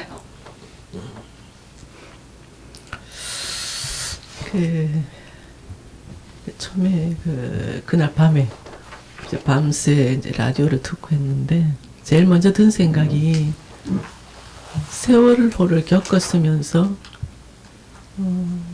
목숨 걸고 싸우지 않았구나 반성이 제일 먼저 들었어요.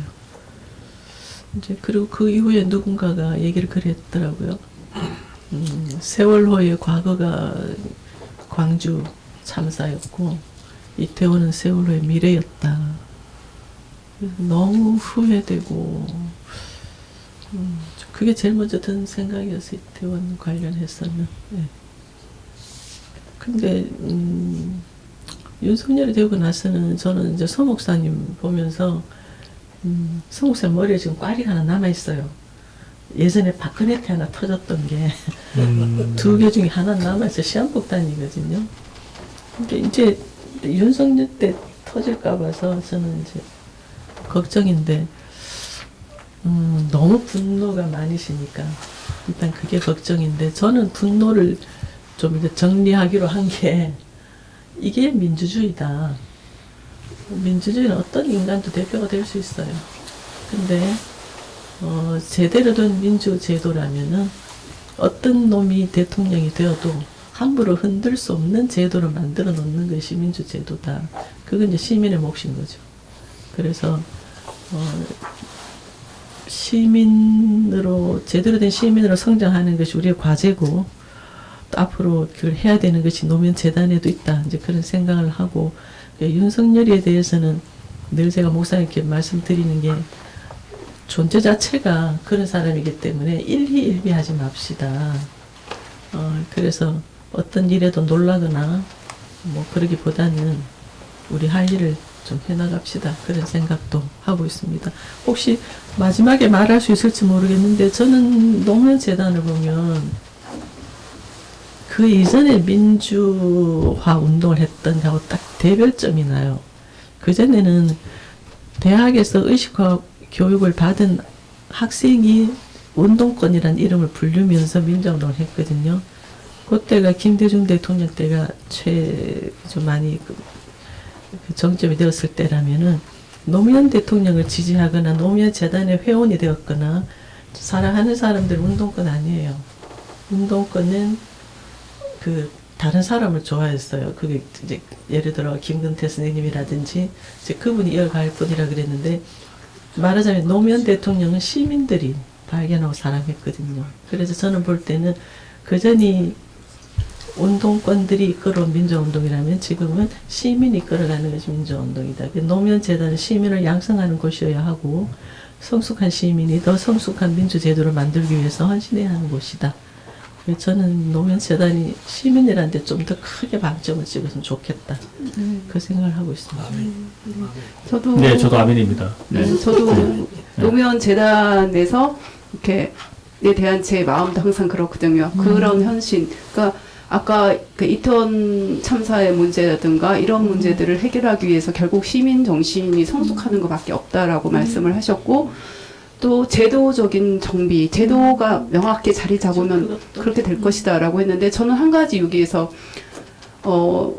김대중 대통령님 때도 그랬고 노무현 대통령님 때도 그랬고 우리 민주화의 과정에서 이런 제도를 만들어 놨으니 이 제도가 어떤 놈이 들어와도 그렇게 쉽게는 흔들리지 않을 것이다라는 얘기를 그때 했었거든요. 그런데 명박이가 들어오고 나서 금방 무너졌거든요. 그러고 나서 이후에 또다시 이제 문재인 정부 이후에 또 한 번 이제 윤석열 정부가 들어오면서 여기는 뭐 그냥 그대로 침몰을 하고 있거든요. 그래서 저는 사실은 제도적 체계를 갖춰서 지켜나가는 것들에 대해서 조금 회한이 와요. 어떨 만큼 조직적으로 철저하게 해놔야지 이게 지켜질 수 있을까?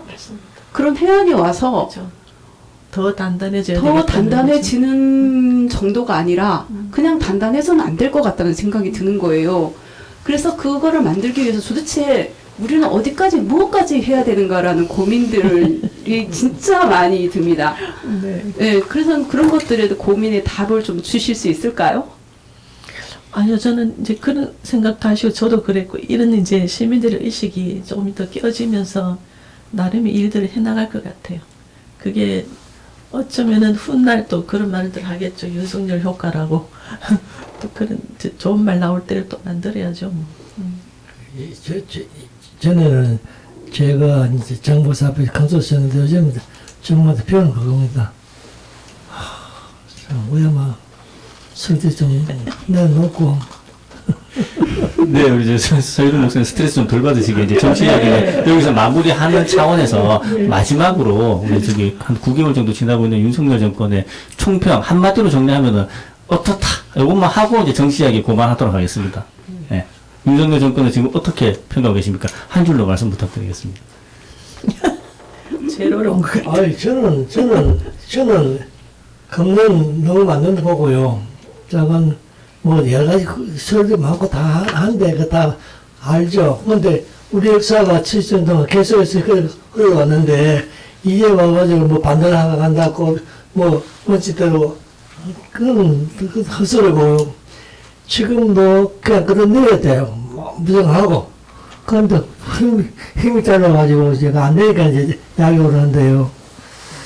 그러나 뭐 된다 봅니다. 네, 그럼 송 목사님은 끌어다녀야 되는데 힘이 짧아서 약으로다. 이렇게 정리하면 되겠습니다. 네, 잘하겠습니다. 네, 정은경 목사님. 네. 저는 분명히 무너지는 것도 아주 아마 우리에게 큰 즐거움을 줄 것 같아요. 그래서 그 이제 무너지는 꼴을 보는 것도 네. 즐거움 될 것 같은데, 네. 다만 내로는 그날까지 저지른 사건들, 사고들 때문에 결국은 그 사회에 힘없는 자들이 많이 다치고 사고 나고 어쩌면 목숨까지도 잃을 수 있는데, 우리가 더 이제 좀 더 연대해서 그런 사람들을 지지하고 우리가 조금 쿠션이 돼줄 수 있는 방법이 뭐가 없을까, 네. 그런 고민들을 좀 같이 시작했으면 좋겠다 싶네요. 저희 대구가 이 전국에서 제일 욕먹는 동네인데 지금 이제 저희 대구에도 이런 목사님이 계십니다 라고 자랑스럽게 얘기할 수 있을 게 될 것 같아요. 아니, 친구가 많습니다. 친구가 많으세요. 대구 많아요.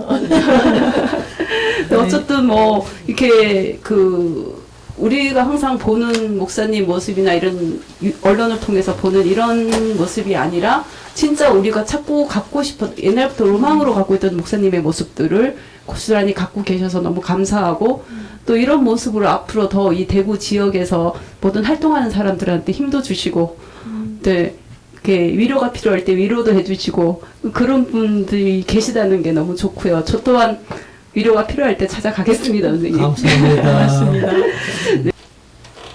네, 이제까지는 뭐 이렇게 대답하기 곤란하신 정치적인 문제, 뭐 사회적인 문제들을 쭉 얘기했는데, 이제는 두 분의 개인적인 삶에 대한 얘기를 조금 더 해보고 싶은데요.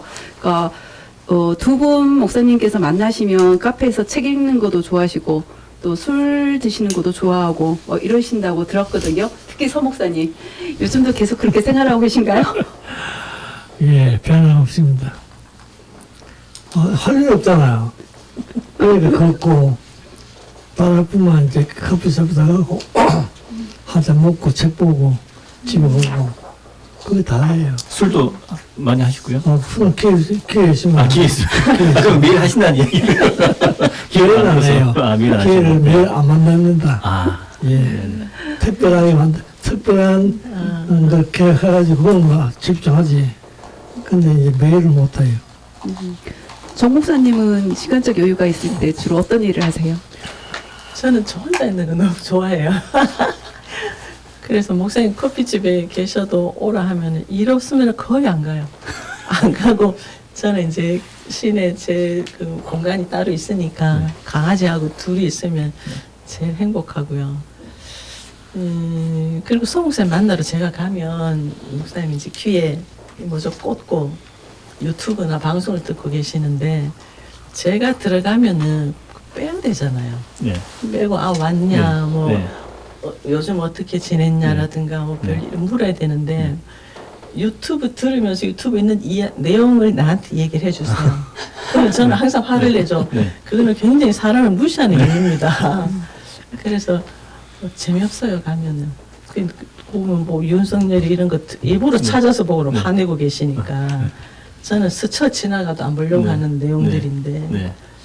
그래서 목사님도 혼자 계시는 게 좋은 것 같고 저도 혼자 있는 거 좋아합니다. 혹시 서 목사님 유튜브 어떤 채널 주로 보시는지 되게 궁금한데요. 네. 요새, 기능이 그렇더라고요. 네. 유튜브 보면, 내가 한번 계속 그쪽으로 알고리즘으로, 네. 올라오고, 네. 그러니까 이제, 어느 줄 못해요. 네. 일부러 이제, 이보다 저보다 막 돌리는데, 나이가 들면요, 심심해요. 이제 정 목사님 제가 딱 봬도 이렇게 혼자 있어도 되게 바쁘시죠, 막. 야, 이것도 해야 되고 저것도 해야 되고 막. 예, 저도 그렇거든요. 예, 혼자 있는 게 좀 심심하지가 않아요. 그렇죠. 하루 충실하게 보냅니다. 아니, 정목사나 네. 정목사 현역이지 않습니까? 네. 아. 현역이기 때문에 막 네. 일이 많아요. 네. 근데 나는 백수잖아요. 네. 그런데 뭐 네. 백수기 때문에 다른 사람도 구경하고 다른 사람 욕하고 그게 다예요. 제가 아는 서 목사님은 사람을 너무 좋아하세요. 너무 좋아하시는데 이제 특히나 우리 편 네. 생각이 같고 같은 이제 일을 하거나 이런 경우에는 무조건적인 사랑을 주세요. 그래서 저도 되게 신기하게 보는 거 지금도 아마 20대 아이들이 이야기하면 밤새 새벽까지 그냥 앞에 그 소주잔 놓고 얘기하실 분이에요. 그렇게도 많이 했고 이제 건강이 조금 안 좋아지시고는 조금 덜하긴 한데 누가 만나 저희도 만나러 가시고 저하고 그건 되게 차이가 많은 점 같아요. 근데 제가 이해할 수는 없지만 그 부분은 항상 되게 존경스러워요. 아, 그렇군요. 신기하잖아요. 네.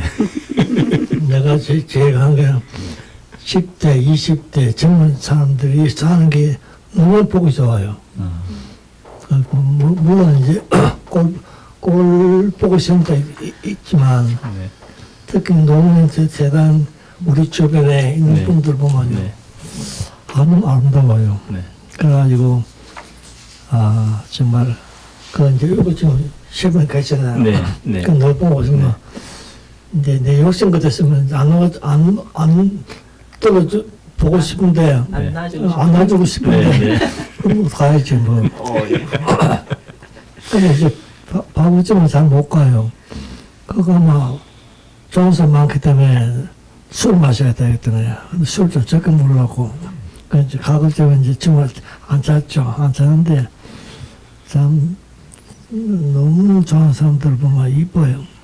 네, 조만간 또 바구주방에서 한번 뵙도록 하겠습니다. 네.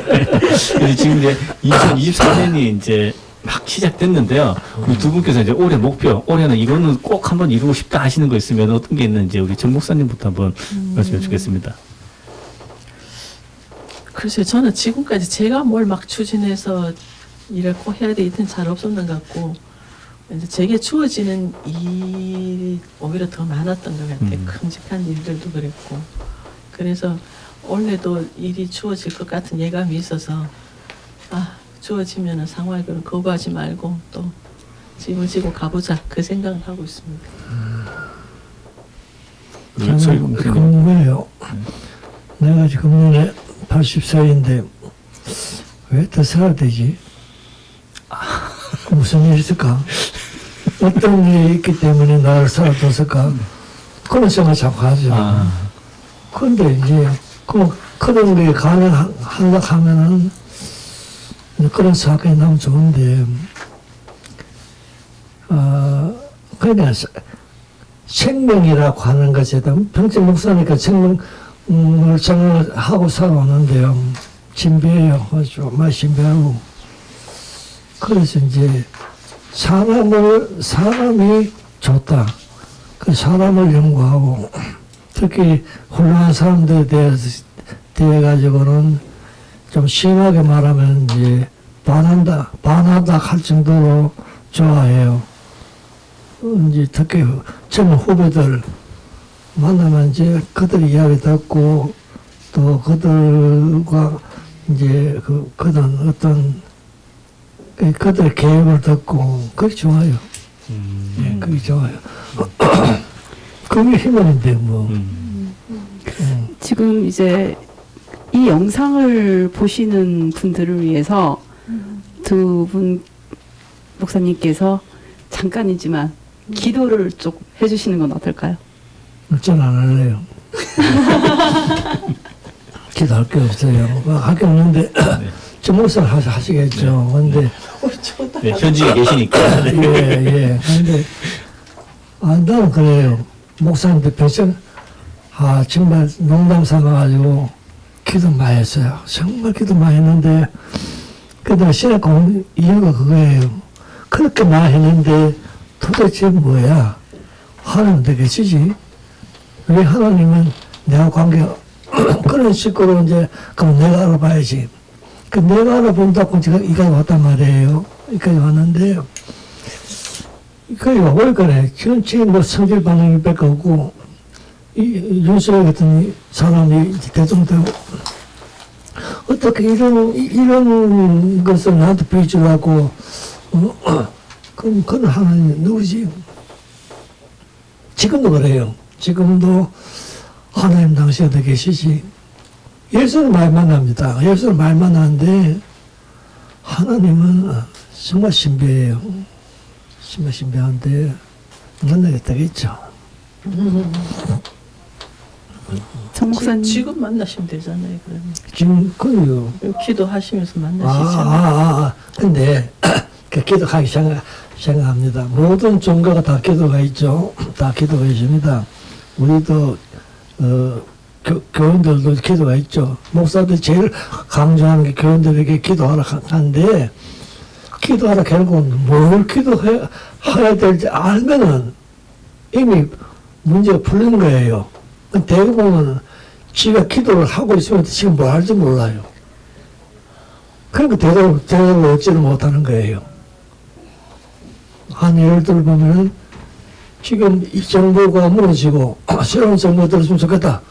그렇게 기도해라. 난 그렇게 기도 못해요. 왜냐면 두려워서 못하는 거예요.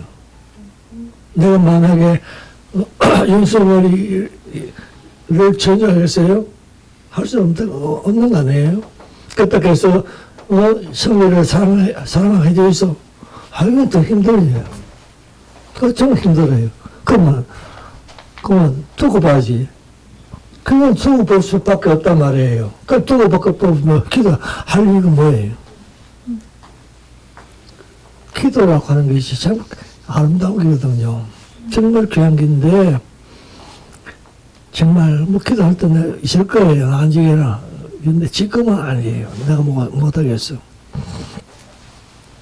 그래서 기도 안 하는 걸로 생각합시다. 정 목사님도. 정 목사한테 해라.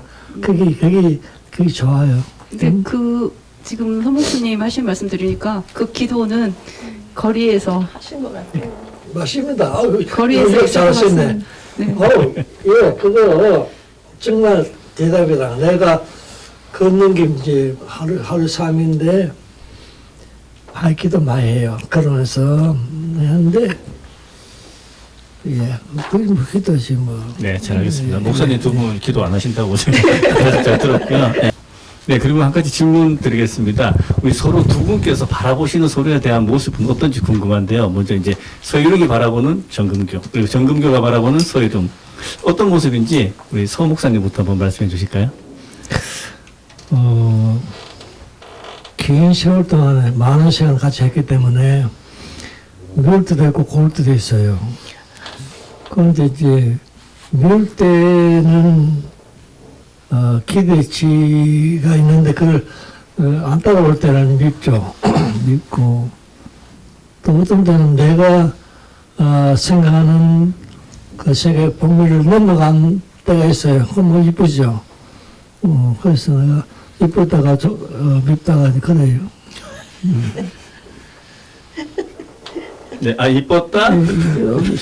밉다. 밉다가 이제 그런 거예요. 네. 죄송합니다. 잘 알겠습니다. 미울 때는. 네. 네. 자, 그러면 정금교 목사님은 서유령 목사님 어떻게 보시는지요? 저 조금 길게 얘기할게요. 네.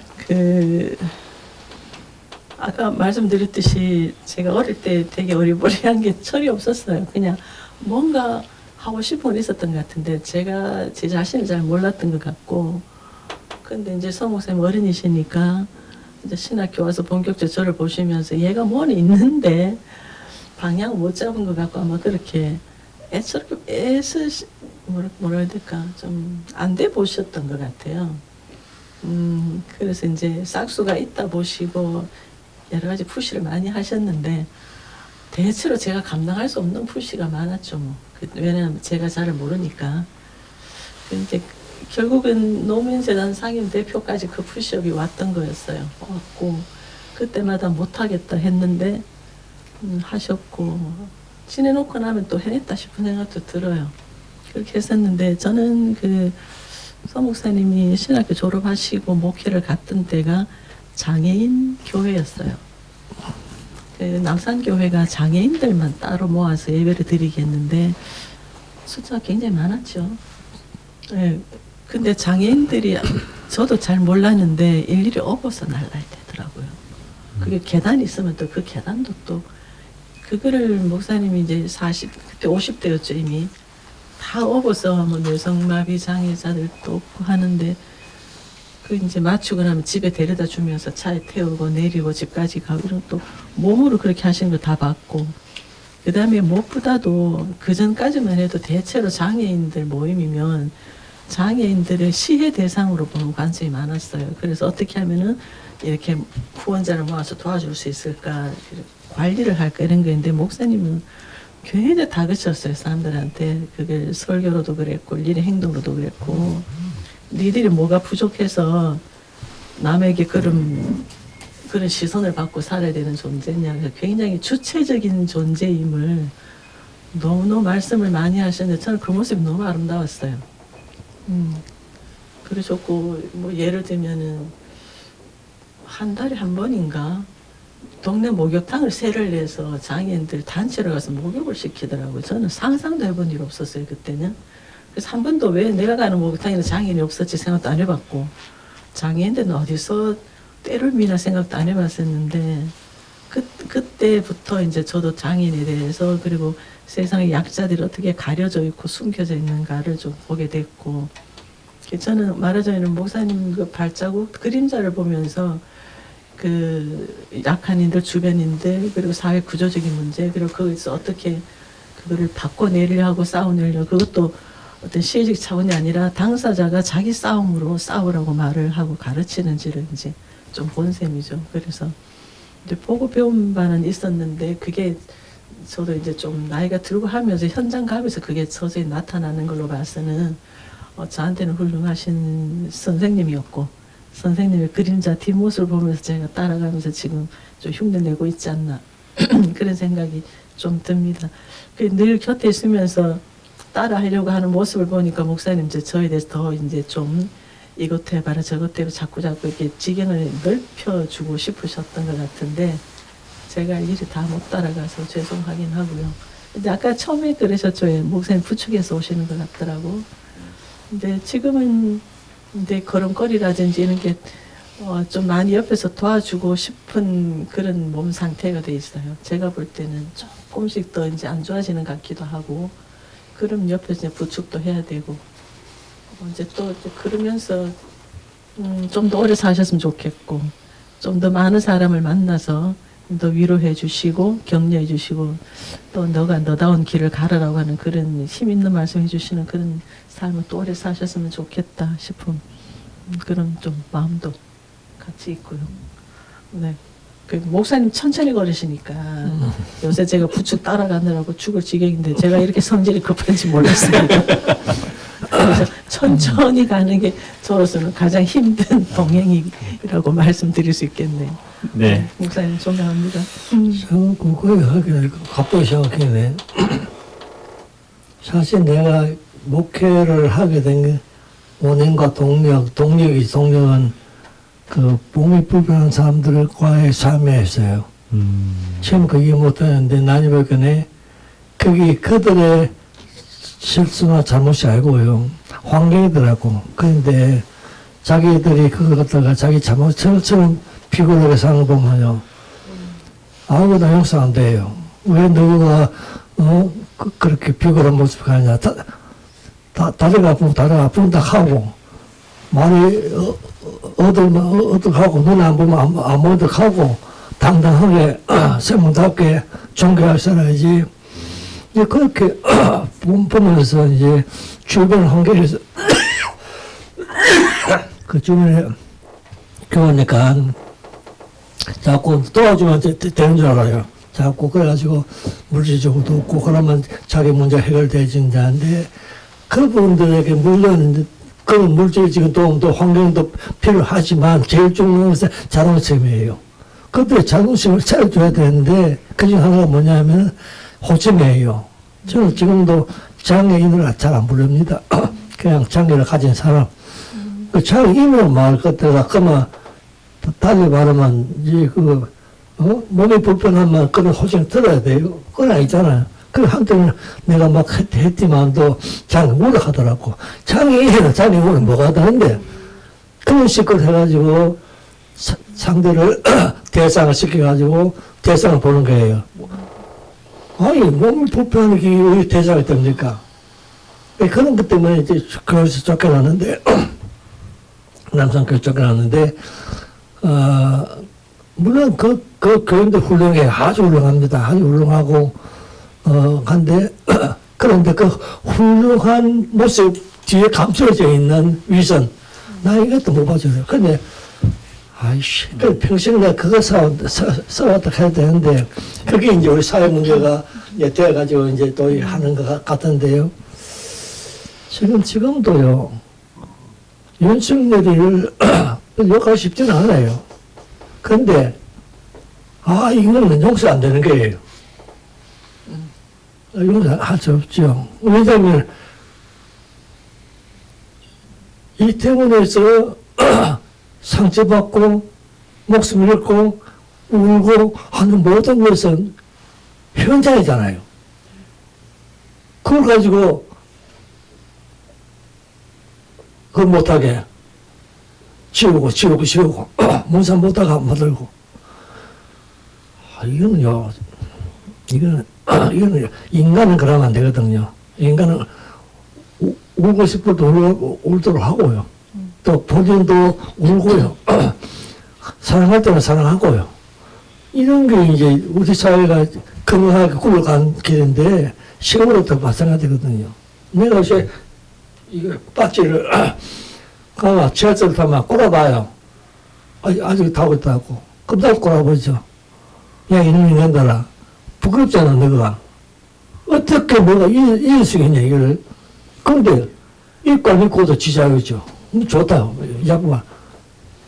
우리가 우리 일사 속에서 이런 슬픔과 아픔을 수수하게 겪어왔고요. 그렇게 해서 망가진 육체가 얼마나 많습니까? 그 많은 그 불편함, 이게 우리가 안고 가야 될 문제거든요.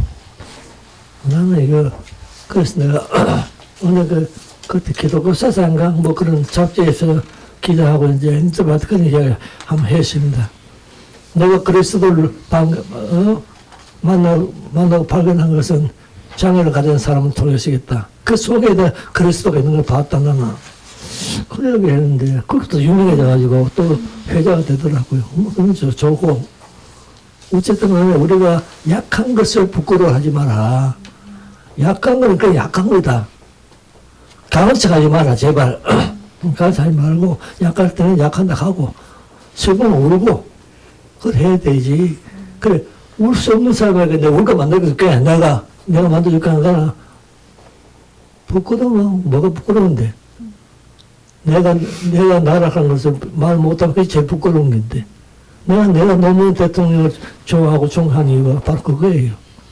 바로 그겁니다. 그런데 우리가 이제 그런 훌륭한 이제 지도자를 만나고 경험했고, 그래서 이제 노무현 재단은 이제 그렇게 아마 생산해 갈 거예요.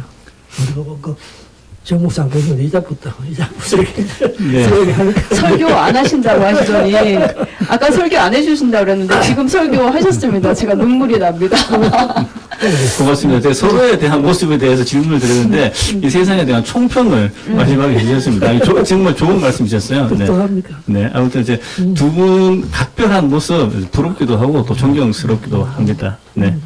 우리 이 방송을 보고 계시는 분들이 우리 노무현 재단의 회원이시는 분들도 계시고 아닌 분들도 계시거든요. 예. 그분들한테 예. 우리 한 말씀만 전해주신다면은 어떤 게 있을까요? 우리 서일웅 목사님부터 부탁드리겠습니다. 이 프로를 보시는 분들 참 고맙습니다. 감사드리고요. 우리가 역사 속에서 노무현 대통령을 만나게 됐고 또 그 부분을 통해서 우리가 새로운 역사에 대한 희망을 갖고 있는데요.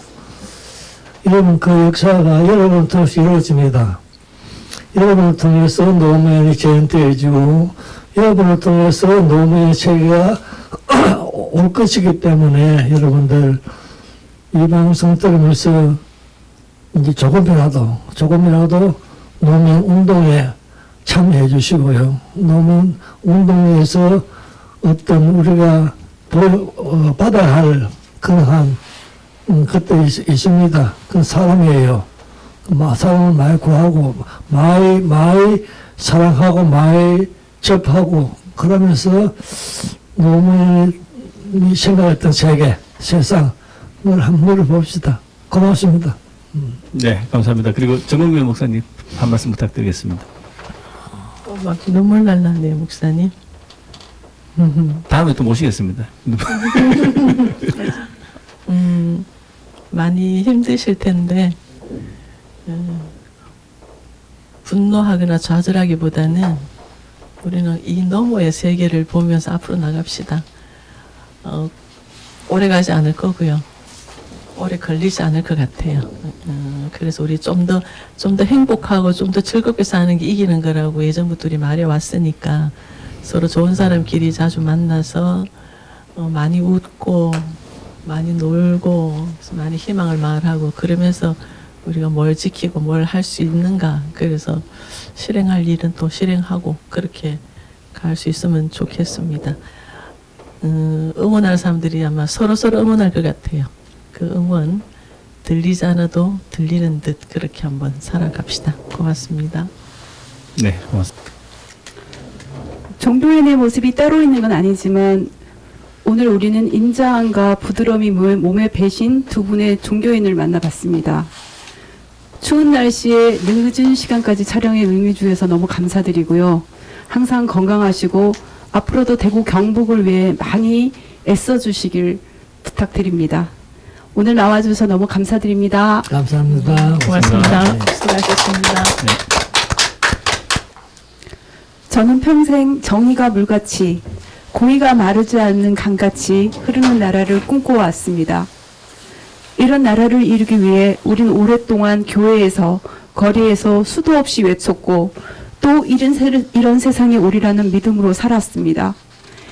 이것이 하늘의 소리를 맡은 예언자의 사명이자 우리 다음 세대에게 물려줄 정직한 유산이기 때문입니다. 이 글은 오늘 출연해 주신 서희룡 목사님이 쓴 한 늙은 목소의 호소라는 제목의 글 중 일부입니다. 그 사람의 살아온 일생을 조금만 들여다보면 그의 말과 그의 글이 어떤 힘이 있는지 알게 될 것입니다. 진정성이란 단어는 이럴 때 쓰라고 있는 것입니다. 두 분 목사님을 모시고 이야기를 나눴습니다. 저는 기독교 신도는 아니지만 하나님과 그 아들 예수를 생각하면 믿음, 사랑, 소망, 이 세 단어가 떠오릅니다. 따뜻하고 긍정적인 메시지를 함축한 단어와 대비되는 한국 주류 기독교계의 이미지가 걱정됩니다만 스스로 고치려 노력하는, 지금도 하고 계시는 서희룡, 정금교 목사님 같은 분들이 계셔서 그 걱정이 조금은 누그러지기도 합니다. 오늘 하루만이라도 서희룡 목사님이 더 건강해지셔서 대구의 큰 어른으로서 젊은이들에게 희망을 주시길 기도하겠습니다. 또 오늘 하루만이라도 정금교 목사님 같은 선한 영향력이 더 커져서 젊은이들을 위한 기도의 시간이 더 많아지기를 기도하겠습니다. 이번 영상은 여기까지입니다. 지금까지 진행해 성기수, 진영미입니다. 감사합니다. 수고하셨어요. 수고하셨습니다. 고생하셨습니다. 고생하셨습니다.